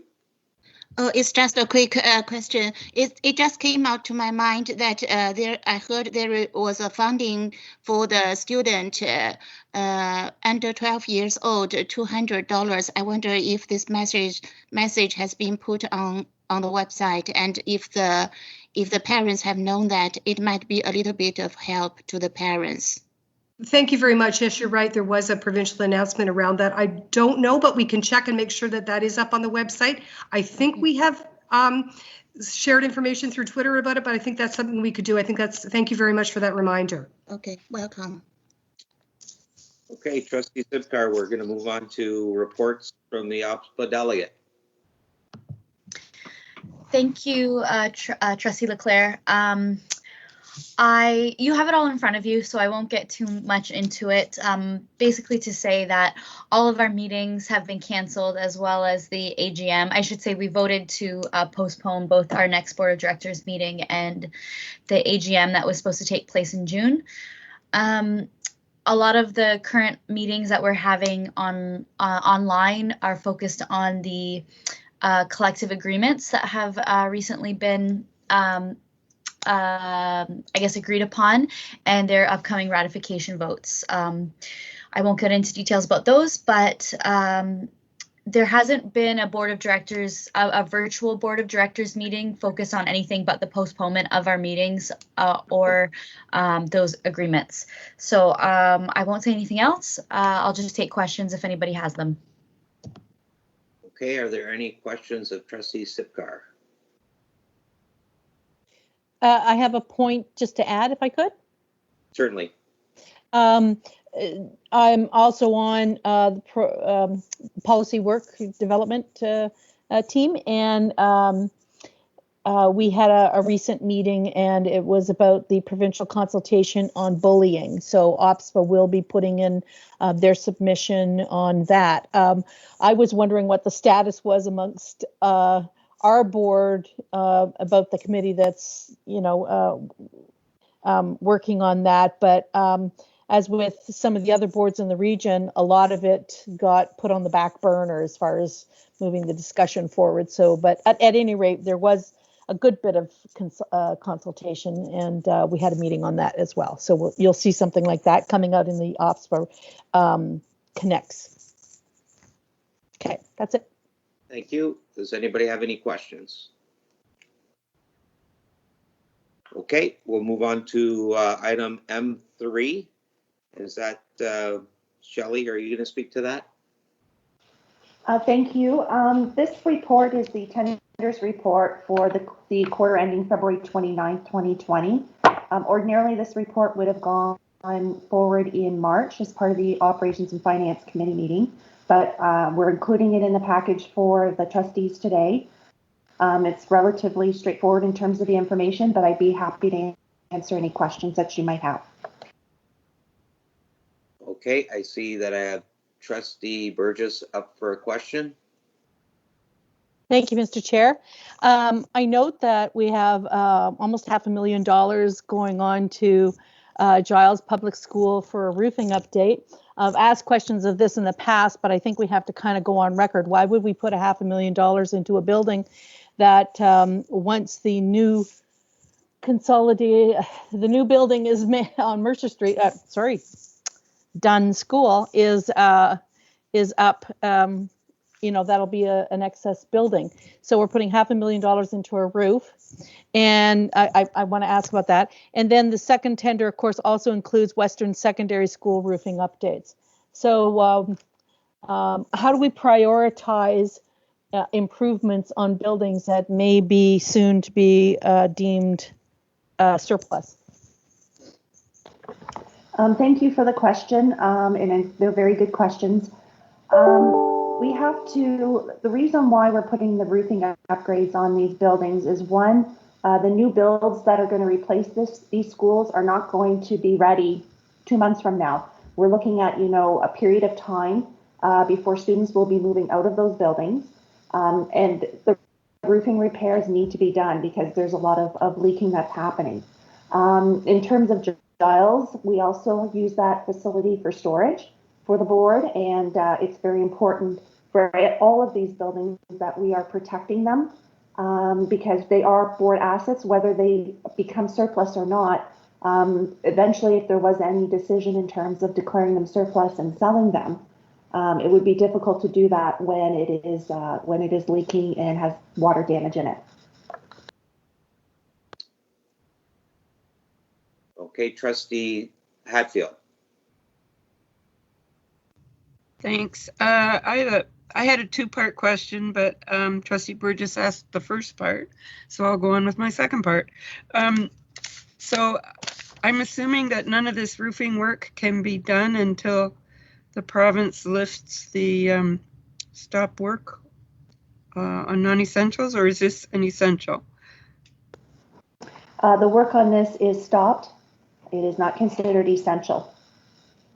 So we have no idea when that might be done, and I guess I'm just concerned about the continuing damage to the buildings that are leaking or that are experiencing leaking. Well, Facility Services continues to inspect the buildings. We are required to do that from an insurance perspective, to have those buildings inspected every 48 hours. So there's someone constantly that is going in those facilities to inspect. And if there is any continuing issues with respect to water infiltration, that would be dealt with at each inspection time. I think, and just supplemental to that, so the work is on hold. I want to know first if all of these amounts were budgeted, including Giles Campus. Was that all anticipated in our budget? And if the work is on hold, it might not even happen until the new school year. What does that do to our funding for these large projects? Thank you for that question. That's a very good question. Thank you. In terms of the funding impact, we don't have any direction yet from the ministry in terms of what happens with any construction projects or any funding that we have unspent. So we are waiting for guidance and direction regarding that. These projects would be funded. They would be part of our school condition and our renewal money. And a great deal of work is done to ensure that anything that we are doing, we already have the funding for. Okay, so that Giles Campus was already included. It didn't come as a surprise. That is correct. Okay, thank you. Okay, thank you very much. We're going to move on to item M4, the interim financial expense report. Shelley, is that you as well? Yes, thank you. Again, similar to what I've just discussed, included in your package is the interim financial expense report as at February 29th, 2020. This report is typically presented at the Operations and Finance Committee. The report provides you with an analysis of the original operating budget compared to the revised budget, which was filed with the ministry in December of 2019. The report also includes a summary of the actual expenses compared to the revised budget. The actual expenses at February 29th, 2020 reflect the impact of strike days that would have occurred up to the date of the report, subject to timing related to payroll cutoffs, and information regarding this is reflected in page 48 of your board package. And with that, I'd be happy to answer questions. Okay, thank you. Trustee Sipcar. Thank you, Trustee Leclerc. So I had a chance to kind of mull this over and speak about it with Superintendent Armstrong the other day. And one of the questions that I had, which I am going to anticipate that we don't have a great answer for, is around the if there's any sort of projected impact of our current pandemic situation. And the reason why I ask that is because there are certain items that stand out to me, like transportation or things that have been already noted in this call, like textbooks and classroom supplies, and as well as technological devices. And I'm just wondering, does our administration feel that the money that we are going to be maybe saving from some of those expenses that were not operations of facilities, those types of things, are we able to redeploy in a way to ensure that students are receiving the same quality of learning? And I realize that question isn't totally answered in this report because it ended prior to, but as we move forward and get into budget, since we did miss our Operations and Finance Committee this past month, I'm wondering how we're preparing for that and if we feel that there's a continuity of learning from an operations perspective, specifically in light of a financial report. Thank you for that question. You're correct about there is the potential for cost savings from the perspective that a lot of procurement activities would be deferred. For example, we're not making purchases, for example, of textbooks, office supplies, things of that nature. From a transportation perspective, we are still receiving our funding for transportation, and there is a process, or there's a clause within our agreements with the operators where we pay an inclement weather rate, and effectively what that is our normal operating rate less 12% for fuel, which is not being incurred. So there is some potential there as well for underspending. We've gotten no guidance from the ministry in terms of what it's going to look like in terms of excess funding or unspent funding. We'd have the same issue, with our partners in priority funding grants that we receive as well. Again, there's, challenges with respect to spending that in the current environment. So we are still waiting for guidance with respect to that. In terms of technology, I know that Superintendent Mills has already discussed technology, and a lot of the technology that we are sharing with our students are devices that we already have in the board assets itself. In terms of redeploying funds for learning, I'm not sure if I can answer that question. I'm not sure if Director Kelly or perhaps Superintendent Howitt could answer that question. The learning definitely looks different because it is not instructional days within a classroom. It is, it is through distance learning and through online portals with students. So I might need to defer that question. Thanks. Yeah, I can answer just a bit of that. I think that your questions are well taken. In fact, we wonder how this will all settle in terms of a budget, and that's a challenge. I do think there will be savings, and it appears that our GSNs from last year are certainly not at risk in this way. However, professional development is occurring differently. That's an example of something that might be occurring differently in terms of, you notice on the notepad, there are a number of courses that people are taking. So the professional development is just looking different. We probably haven't weighed out those costs about how many days we're saving and that kind of thing. And I think we will probably get some provincial guidance on that. I think it's a really good question, Trustee Sipkar. We just don't have the details on that. But the development, the learning is just different. I think there will be cost savings as an overall, but I can't be sure because I don't know day to day what the ministry is going to direct us with. So I know that's not very helpful, but I think your questions are the same that I've had in my head as well. Okay, thank you. Trustee Higginson. Thank you, Mr. Chair. Actually, you set up my question really well, Director Kelly. I appreciate that. My question was around on handwritten 49. We have a section here on staff development and around professional development. And I noticed in here, and my question was around the cost that the ministry actually offsets specific professional development, and this may actually be to Dr. Howitt as well. Do we have any influence over or advocacy toward the types of professional development that the ministry will offset costs for in that way? So whether is it administration of boards is able to advocate to the ministry of which sorts of professional development should be offered to our educators, or whether there's a political angle that we can work with here from a trustee angle that we can advocate for.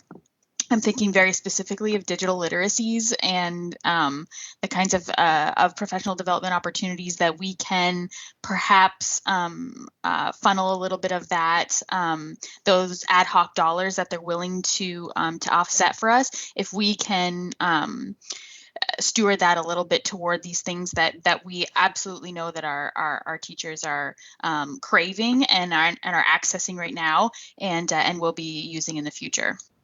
Yeah, some of those professional development monies are somewhat enveloped. For example, mathematics. There was a certain amount of money that was to spend on mathematics. That being said, it's the how you deliver that, I think, that can be differentiated. So I think that the questions you're asking there are very good ones.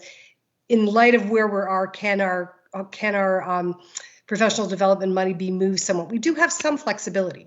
Yes, I think we do. And I think if there is a need where trustees could advocate, certainly we could make you aware of that. I think we're still kind of on the treadmill a little bit.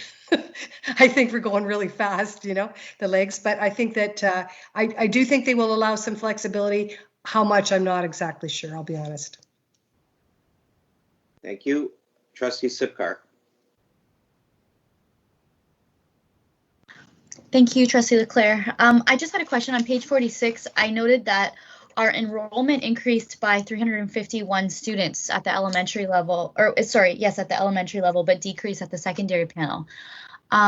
351 sounds like a lot. I don't know how this typically reflects, like what are the ups and downs, but I guess maybe spread across the system. I just wanted to know if that was any sort of abnormality. I can answer that question. It isn't really an abnormality. I think what we do is we try to be conservative in our estimates, or maybe we just have a great system that people want to come to. Maybe that's what it's about. But we do try to be conservative in our estimates because we don't want to be overstaffed.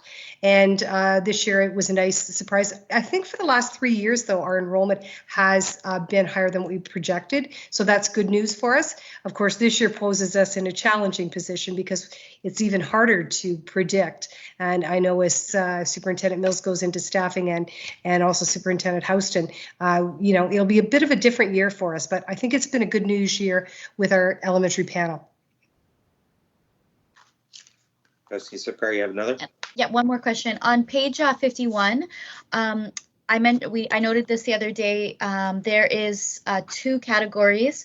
One are the mental health workers in schools, and then if you go down to the bottom, there's the well-being, safe, accepting, and healthy schools and mental health, which says that the 2018-2019 year is the final year for this funding. I'm just wondering if administration could speak to if the former, so the one up top, mental health workers in schools, is that in place of the well-being funding, and also the differences, and how are those 3.5 FTE social workers being redeployed in this current time? I don't know, Superintendent Armstrong, did you want to answer that? Superintendent Armstrong, Yeah. Yes, I can. I can answer at least the first part of that question. The well-being, safe and accepting and healthy schools and mental health that's referred to at the bottom of that report is an old EPO program that expired. And that's been replaced now with the mental health workers in schools, which you see more towards the middle of your page. And actually the funding did increase compared to the prior program or the prior grant. Before we had about $187,000 of funding for that. In the new mental health workers in schools, we have $385,000 that is funded through that program. So it's really just a replacement with a new program. In terms of where they're redeployed, I would need to defer that question perhaps to Superintendent Pike. Thank you. Happy to answer that. Our 3.5 people are social workers, and they are deployed at the secondary school. So they've got extra funding, extra support than what they would have seen 2 years ago. Okay, thank you very much. We're going to move on to item M5, the chair's report. I'll be fairly brief. I wasn't able to attend a lot of events in the last little bit. I did participate or observed the conducting their PD portion of their day a couple days ago. The neighbor is a secretary, and she had her children out in the driveway, and they're doing their phys ed portion. And then 2 doors down from me, there's a teacher couple. One's from our board, one's from the coterminous board. So they were doing some coterminous teaching in the yard. Interesting times. The one thing I have learned in this time frame is how nimble large organizations can become very quickly when they need to. Somebody mentioned earlier about the airplane. It was Director Kelly talking about the airplane, learning how to fly an airplane or build an airplane while in flight. I'll take it one step further and say not only are we learning to fly and build the airplane, but new instructions on how to build and fly the plane arrive every day. So it's been interesting.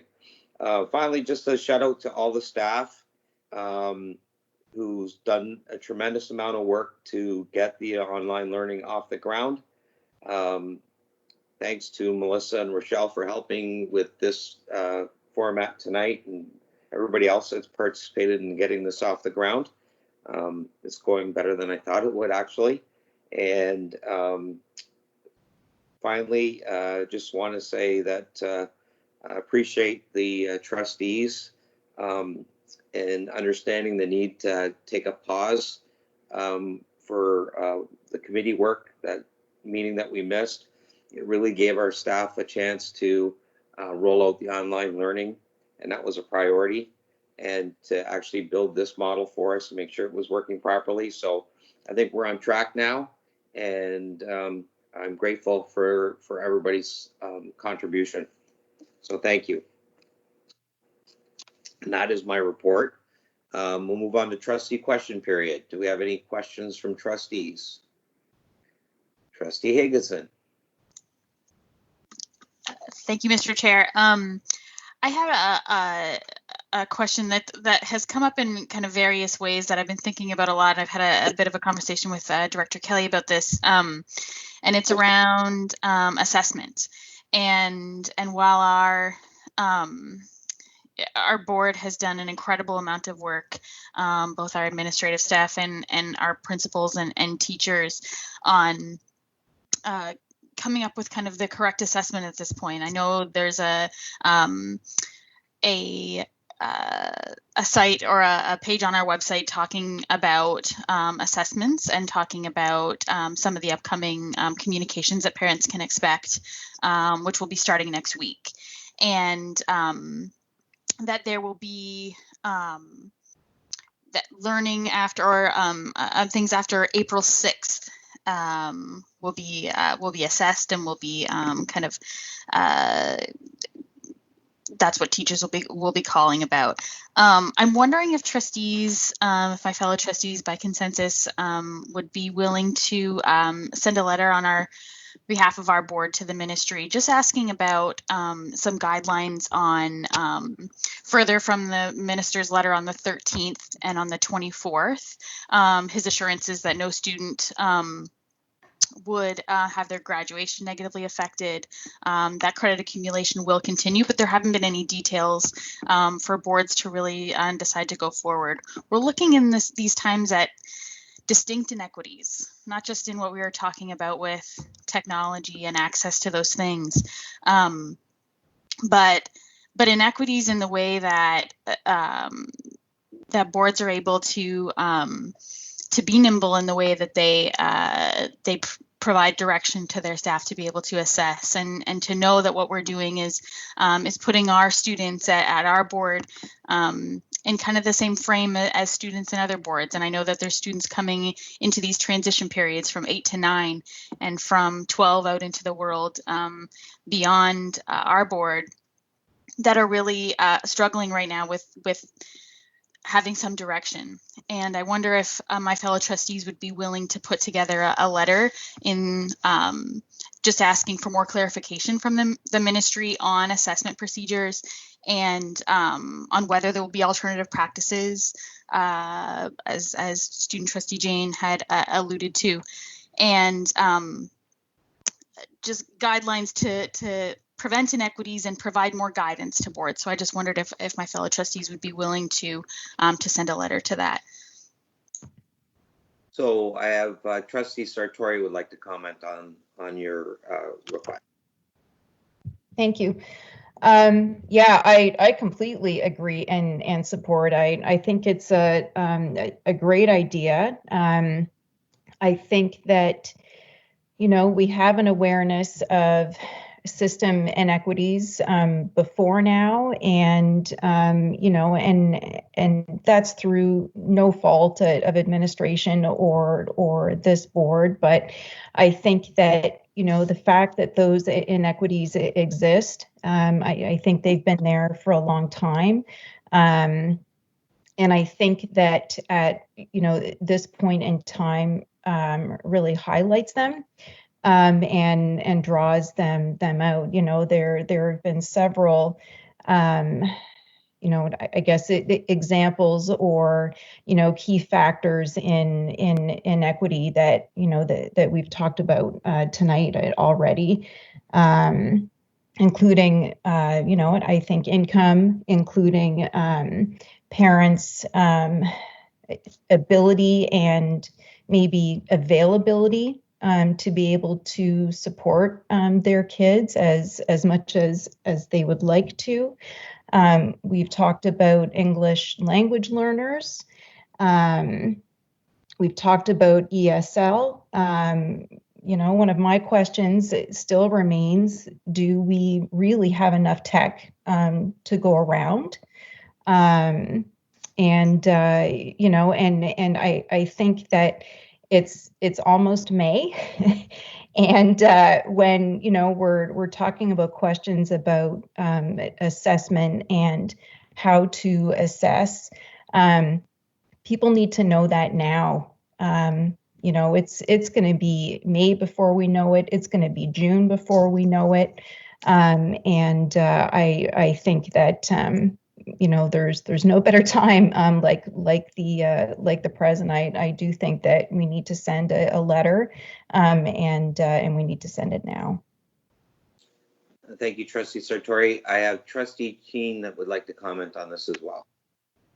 Okay, thank you, sir. And that is really a good suggestion, and I really appreciate it. And I want to add something on that because I think we did a lot of hard work to help the students to learn by themselves and by the lead of the teachers, but still because of the disruption and a lot of students, they may not be able to learn the essential content of the subjects. So I wonder if we can make suggestion on to the higher level administration government, asking for a guide about how we can kind of make up something, make up of part of the classes time, and for the teacher be able to summarize the main content and emphasize the important parts of the knowledge of the subjects, so that the students can have a general idea about the content of this semester.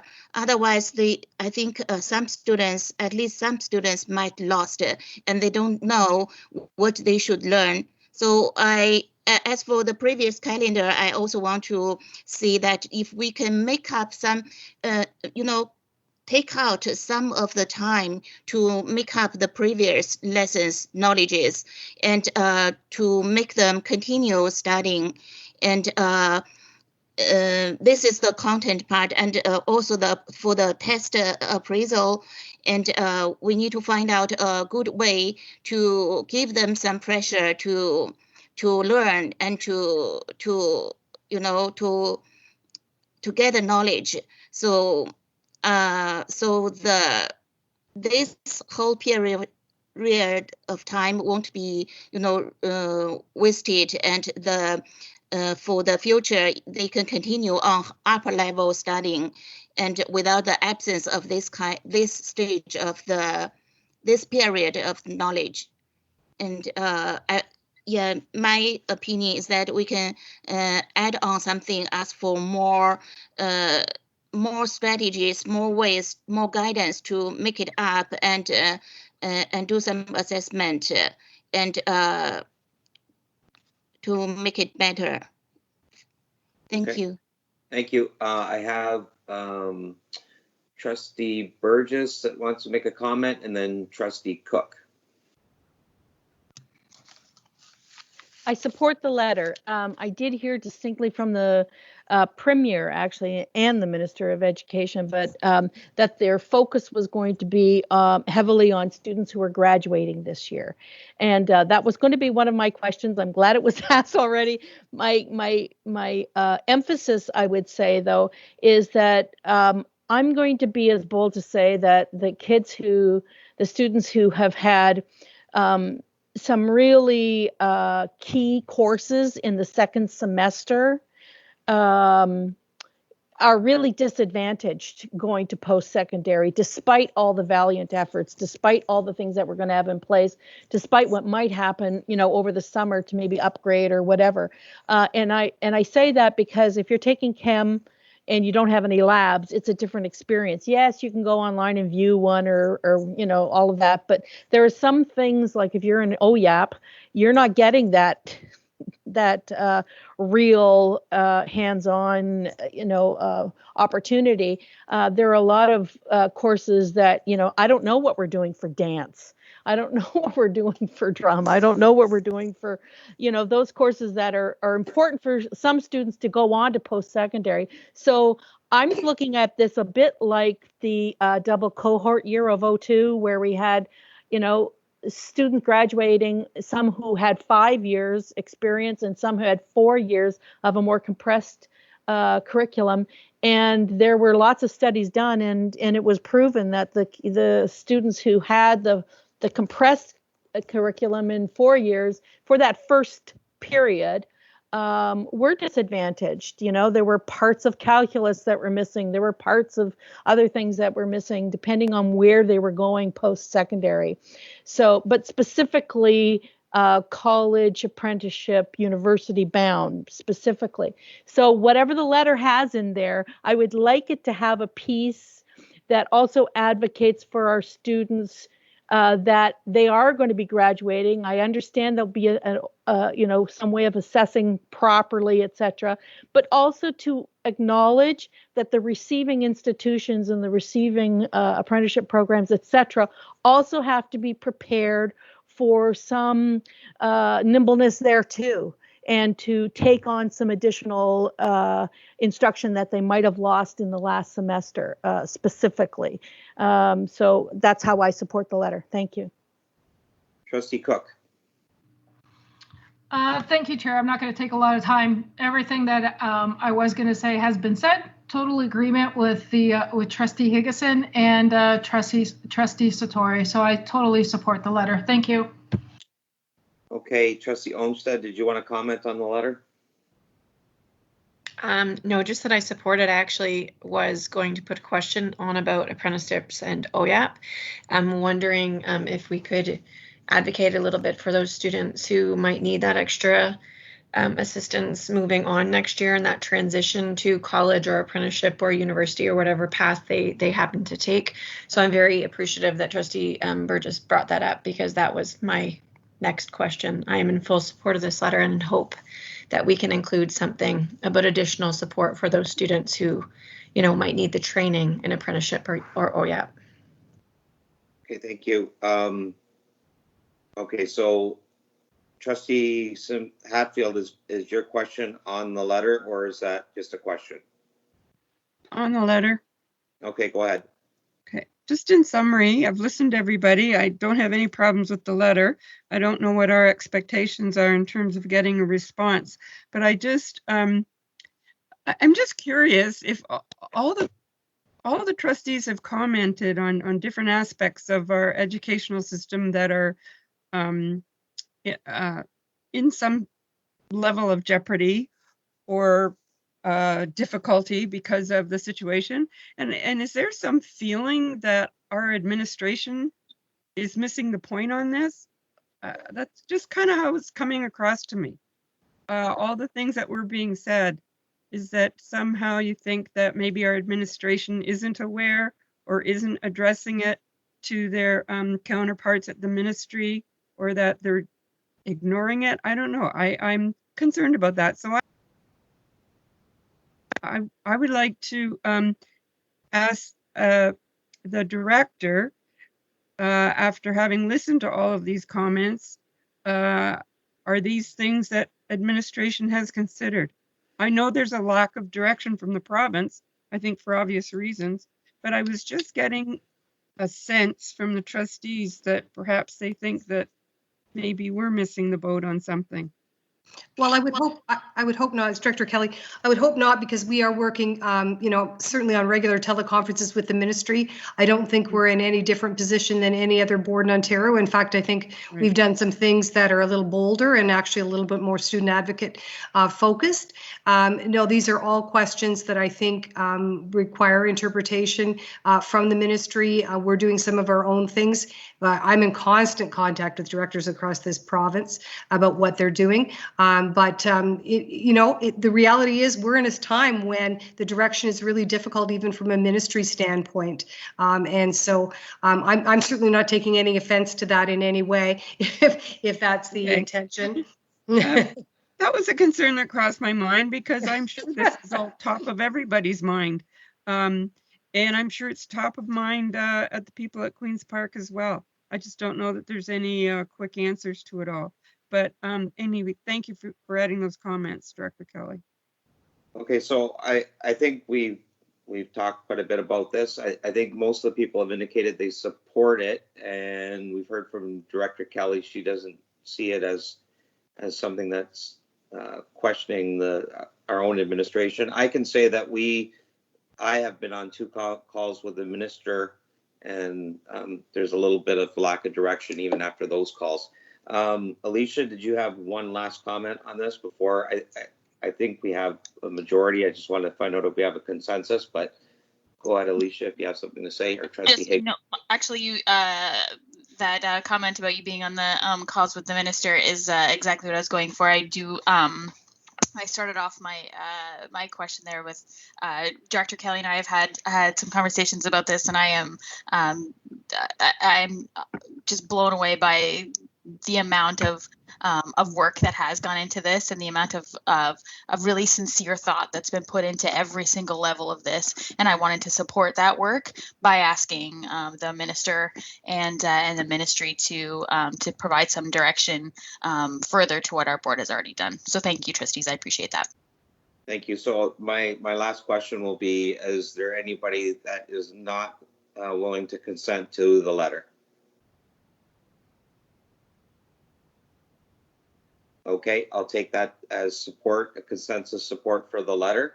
And I'll go back to the top of our question period here, and I have Trustee Burgess up next. Thank you, Mr. Chair. I have a question about how we are going to be celebrating, I'd say celebrating, honoring, commemorating April 28th, the Day of Mourning. Normally we lower our flags. I'm wondering what the daily schedule is for that. I know that we've had some questions about, flags around our properties, etc. Thank you to everybody who is taking care of those things. But I'm wondering if we are going to commemorate that. And there's also been some questions about raising our pride flag in June.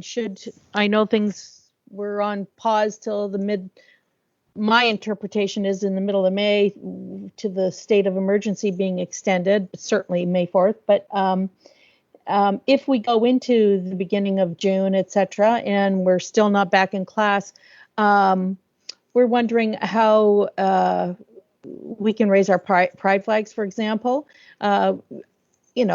having the physical distance, etc., and yet not letting that escape, because it is important to have it during June. So it's about how we are commemorating and celebrating, and what are the rumors about graduation? I don't want to get it too ahead. We have a meeting in May. We'll have meetings in June. We have budgets coming, etc. But what thoughts at least are circulating about that, about the new ways of celebrating these things? Thank you, Trustee Burgess. Those are all good questions, all that have been in my head. With respect to the flag on the 28th, I believe it's only at the board office. I could be wrong. My head is full of such detail. I may be wrong, but I believe that we would put that, lower that at the board office, and I don't think that would be an issue. With respect to the pride flags, I think we should try to find some way, and I don't know what that is right now, but I think that there should be some way to continue that acknowledgement depending on where we are and how we do that. But it's certainly something that I've seen from other boards, and I in talking to other superintendents, I'm sure we will come up with something for that. With respect to graduations, I mean, I think, again, that's one that parents have asked a lot about. I've had a lot of conversations with parents wondering about buying prom dresses and such. And so we will be providing some direction, I think, about that. I do think a lot of parents are concerned about that. There has to be some way to acknowledge it. Some boards are looking at virtual graduations, all kinds of things. So I think, it's on our radar. We haven't made any official statement about that because we'd want to have input, I think, into that. But again, it's something that is certainly considered both at the provincial director level and also at our local board level. It will be discussed. So thank you for reminding us about that. Thank you. Student Trustee Jane, you have a question. Thank you, Ron. I think I'll wait until the end. I feel like there's other questions that are more important right now. Okay, thank you. Trustee Sartori. I don't think I had something. Thanks. Oh, you know what? I'm sorry. It's a comment. Sorry. So Trustee Halberstadt. Yes, thank you. Yeah, I'm just wondering about, I know we had a strategic planning sessions scheduled for, I guess, the 29th and 30th of this month, which is next week. I haven't heard anything from the men on that, but I'm assuming that those will be delayed. Yeah, I'll comment on that. Yeah, we are going to delay. I'm hoping that if we get an opportunity, we'll actually be able to have a workshop and move forward on it. But I think with what we envision, it's easier if we're in a room collectively. So for the moment, it's on pause. Okay, thank. You have another question, Trustee Halberstadt?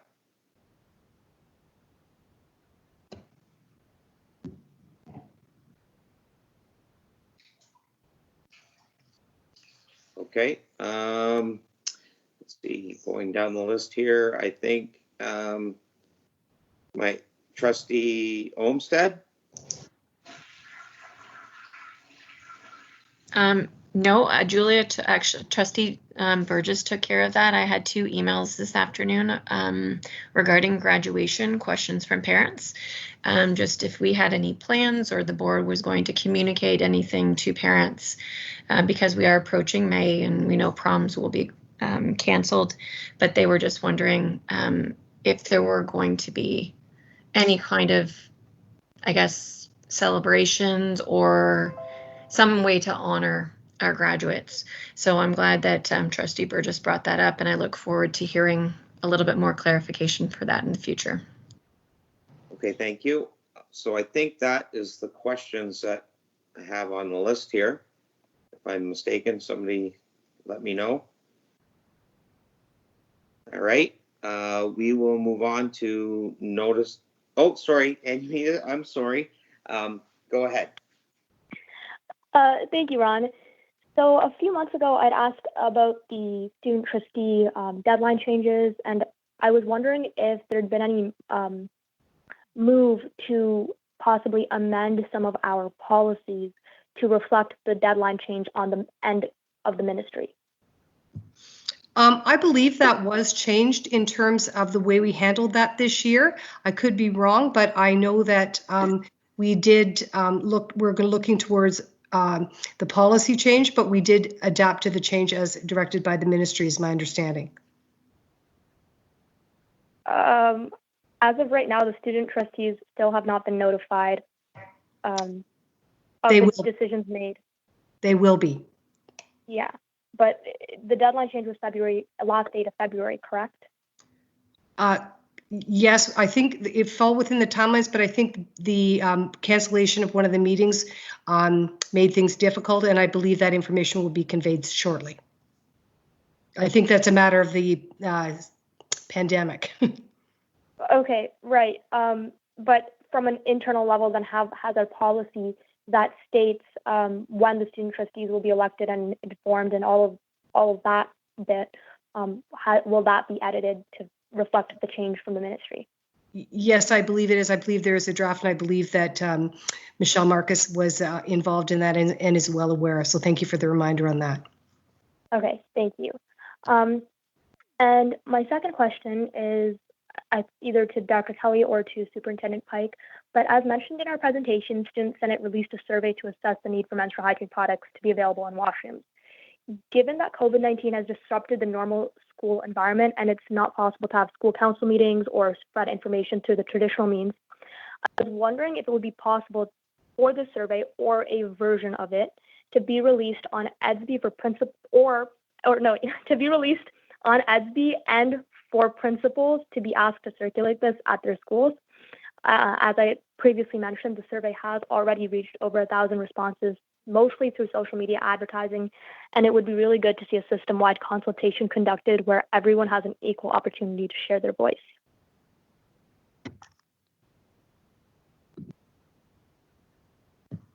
I can speak to that. I spoke to Superintendent Pike today about it because I know that you had a concern about that, Anamina, and certainly she would has agreed to meet with you, and Johnny, I think, as well, was interested in the topic, and that we could have a follow-up with that if that would meet your needs.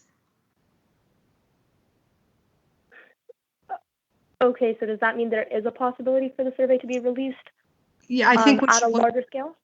I think what Superintendent Pike felt we should talk about what that looks like. And so there's certainly board protocols that we have to go through for surveys, but we can certainly explore that. Okay. Thank you. And Trustee Leclerc, would you allow me to ask one last question? Certainly. All right, thank you so much.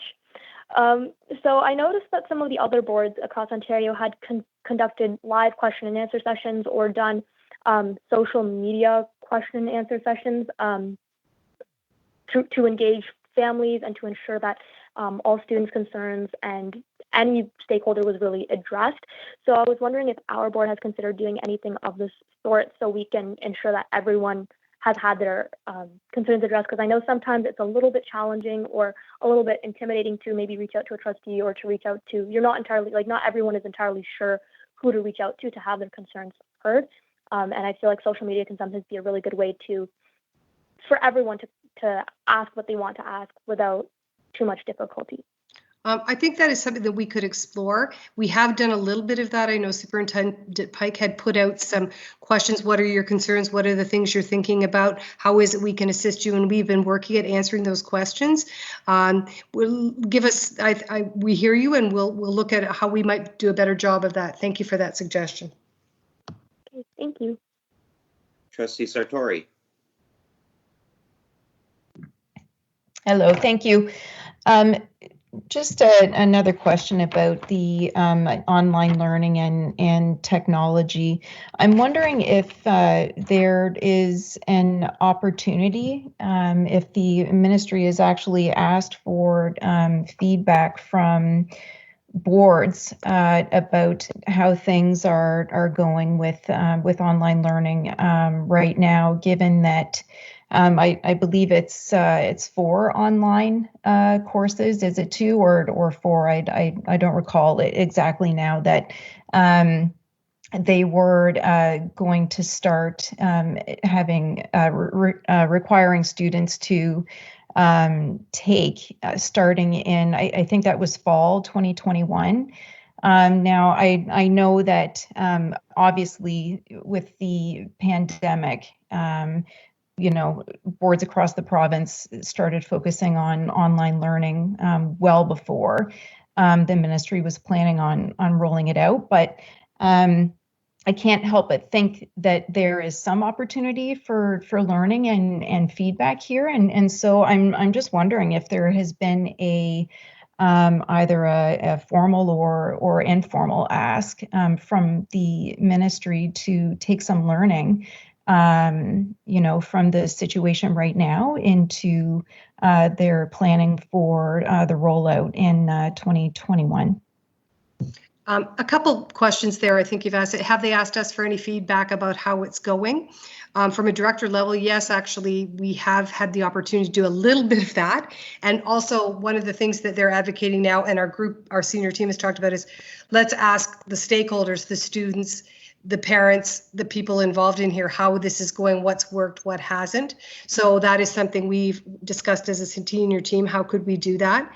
You're right. There certainly has to be some learning from that. I was a part of an interview actually today with somebody who's doing some research on something, and just about what do we see as the opportunities from this situation and how can we move forward. And so there will definitely be, and certainly from a ministry perspective, and I will certainly advocate for that, some really big lessons to take from this in terms of not only what we learned about our capacities, what we learned about our own assumptions about teaching and learning, but also what we need to do if we roll out e-learning on a more general level across the province. I think this is a huge opportunity with a bit of silver lining, believe it or not. I'm trying to see the good in it, but what can we really think about our best way to serve students in lots of ways from a teaching and learning perspective. So yeah, thank you, because that's just the kind of conversation I had at length today. Thanks. I appreciate that. And that was going to be my supplemental question, was opportunity for stakeholder feedback on that too. I do have one other question, Mr. Chair, but it's not related to this one, so I can get in line if you need me to. I think you're the caboose at the moment.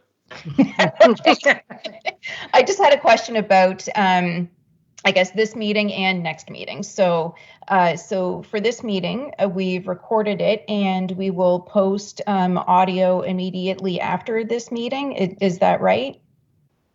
Okay. And then I'm wondering as well what the plan would be for next meeting, which would be the standing committees. Would we try to live stream that, or what would be the plan? So I think that the plan will be that we're going to see how well this goes up and how easily this goes up as audio. And then the next step would be to move to video if we can do that. I'm sure we'll be interacting with our tech people to find out what our ability is on that. To video, a video recording and then posted later, or live streaming? Well, ideally moving right to live stream if we can. Yeah. I mean, that's the ideal, right? That's the intent. Okay, thank you. Exactly. That's great. Trustee Higginson? Yeah, just a follow up from Trustee Sartori's question there.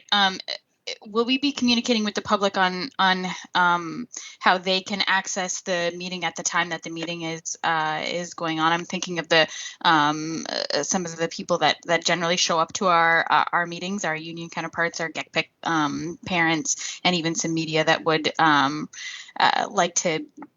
Not that they can communicate with us in this way, but a way that they can access a public meeting that is making decisions on their behalf. Yeah, I think what we'd like to do is we could probably blast out on social media once we know that we're going to be able to live stream. Not any different than when we were live streaming when we're actually in a board room. We had that ability for them to log in. So ideally, that's where we'd like to be. I hope I'm not jumping too far ahead, but that's where we'd like to be. Okay, so notices of motion. Do we have any notices of motion?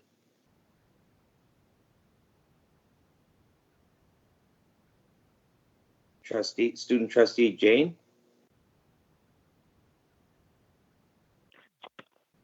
Do I just say the wording? Yes, please. Okay. Recommendation that the GEC-DSB ensures that menstrual hygiene products are provided without stigma for student use for free in all the schools, female and gender-neutral washrooms effective during the 2020-2021 school year. Okay, and would you be able to email that wording to Melissa LeBoeuf? Yes. Thank you. Are there any other notices of motion? Okay, announcements. Yes, I have a quick announcement, Ron, and tip of the hat really to Mark Pella, school. He has I talked about video calls with parents. Okay, so Alan, that was very broken up for me. I don't know if it was for everybody else. I but couldn't hear it. Okay, try it again, Alan, please. Yes, it's just a shout out to Mark Vitella, the principal of Hugh Beaton School, who put together a video calls to parents, and they start the morning with announcements, the national anthem, and then just questions and answers with the kids and the parents, and it's just working great. So I'm sure other principals and schools are doing the same, but to me, it's a great model. It comforts people. Great. Okay, thank you. Trustee Burgess. Thank you, Mr. Chair. 50 years ago tomorrow was the first Earth Day, and I'm going to date myself as a high school student at Walkerville Collegiate. We participated in the very first Earth Day in 1970, and for that I was given a week's detention, which which my mother approved of because we thought it was a protest and we were supposed to be in class, and we protested the state of the Detroit River which was in dire straits then, no pun intended. It was horrible and there were dead fish and it was hardly water. But the announcement would be tomorrow's Earth Day. And we're all stuck inside our houses, but we still can go outside in a physically distant and responsible way. And I'm hoping that as much as we can, we do that, and that we notice what's happening around us while the pandemic is on, and that we understand and we actually do celebrate Earth Day. And I'm hoping that students and staff, everybody can be thoughtful tomorrow. And normally our schools would be so on that and in a really good, big collegial way. So I'm hoping we don't miss that opportunity tomorrow. Thank you. I have student trustee Jane. Thank you, Ron. So my announcement is about the Ontario Student Trustee Association and the Ontario Public School Board Association releasing or announcing, I think it was today or just in the past couple of days, for the Ontario Public Student Trustee Scholarship. I definitely intend on applying to this, and I think Trustee Johnny might be intending to apply to this too. So just wanted to let everyone know about the scholarship opportunity and our intent to apply. Okay, thank you very much. Trustee Chin. Okay, thank you. My announcement is actually based on Trustee Burgess. I appreciate it. I think it's very important for the people, for the students to be responsible and stay away, have a social distance with each other. And also, I want to make another point is that the Chief Health Officer in Canada has already announced that mask is very important it's very useful to control the spread of the virus and to protect everybody. And it's good for the person who wear the mask, and it's good to the person around them. So I think I personally hope that everybody's have the social distance and if possible have mask on, or you can just make by hand something to cover the mouth. That will be very effective. So that's my sincere hope. Thank you. Thank you. Trustee Hatfield. Thank you. I just want to do a shout out in general to our whole school board. This is our first meeting with our new our new technology here. But I just want to acknowledge that these are very difficult times for everyone, students and staff. I don't think anybody has been spared from the stress that this has put on everybody's life.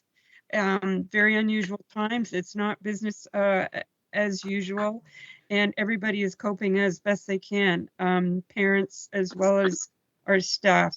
And I know that a lot of staff are feeling it. They're missing their classrooms and missing their students and missing that contact with them. So this isn't a vacation time for anybody. Everyone's pulled together to try to do the best they can for our students. And just quite simply put, thank you to everyone. And everyone just take care and stay safe. That's what's important. Thank you. Okay, thank you. I don't have anybody else listed for the announcement, so I would just concur with what Trustee Hatfield said about being safe, and what Trustee Chin said about social distancing.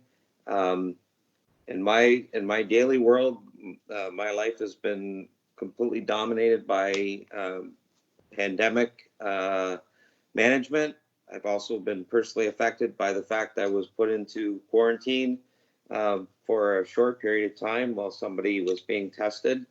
So it has had an enormous effect on all of us. I do really want to thank all the trustees tonight. I was a little bit apprehensive about how well this format would work, but I think having the queue to look at to see who's up next has helped a lot. It prevents people from jumping into the conversations and microphones cutting out.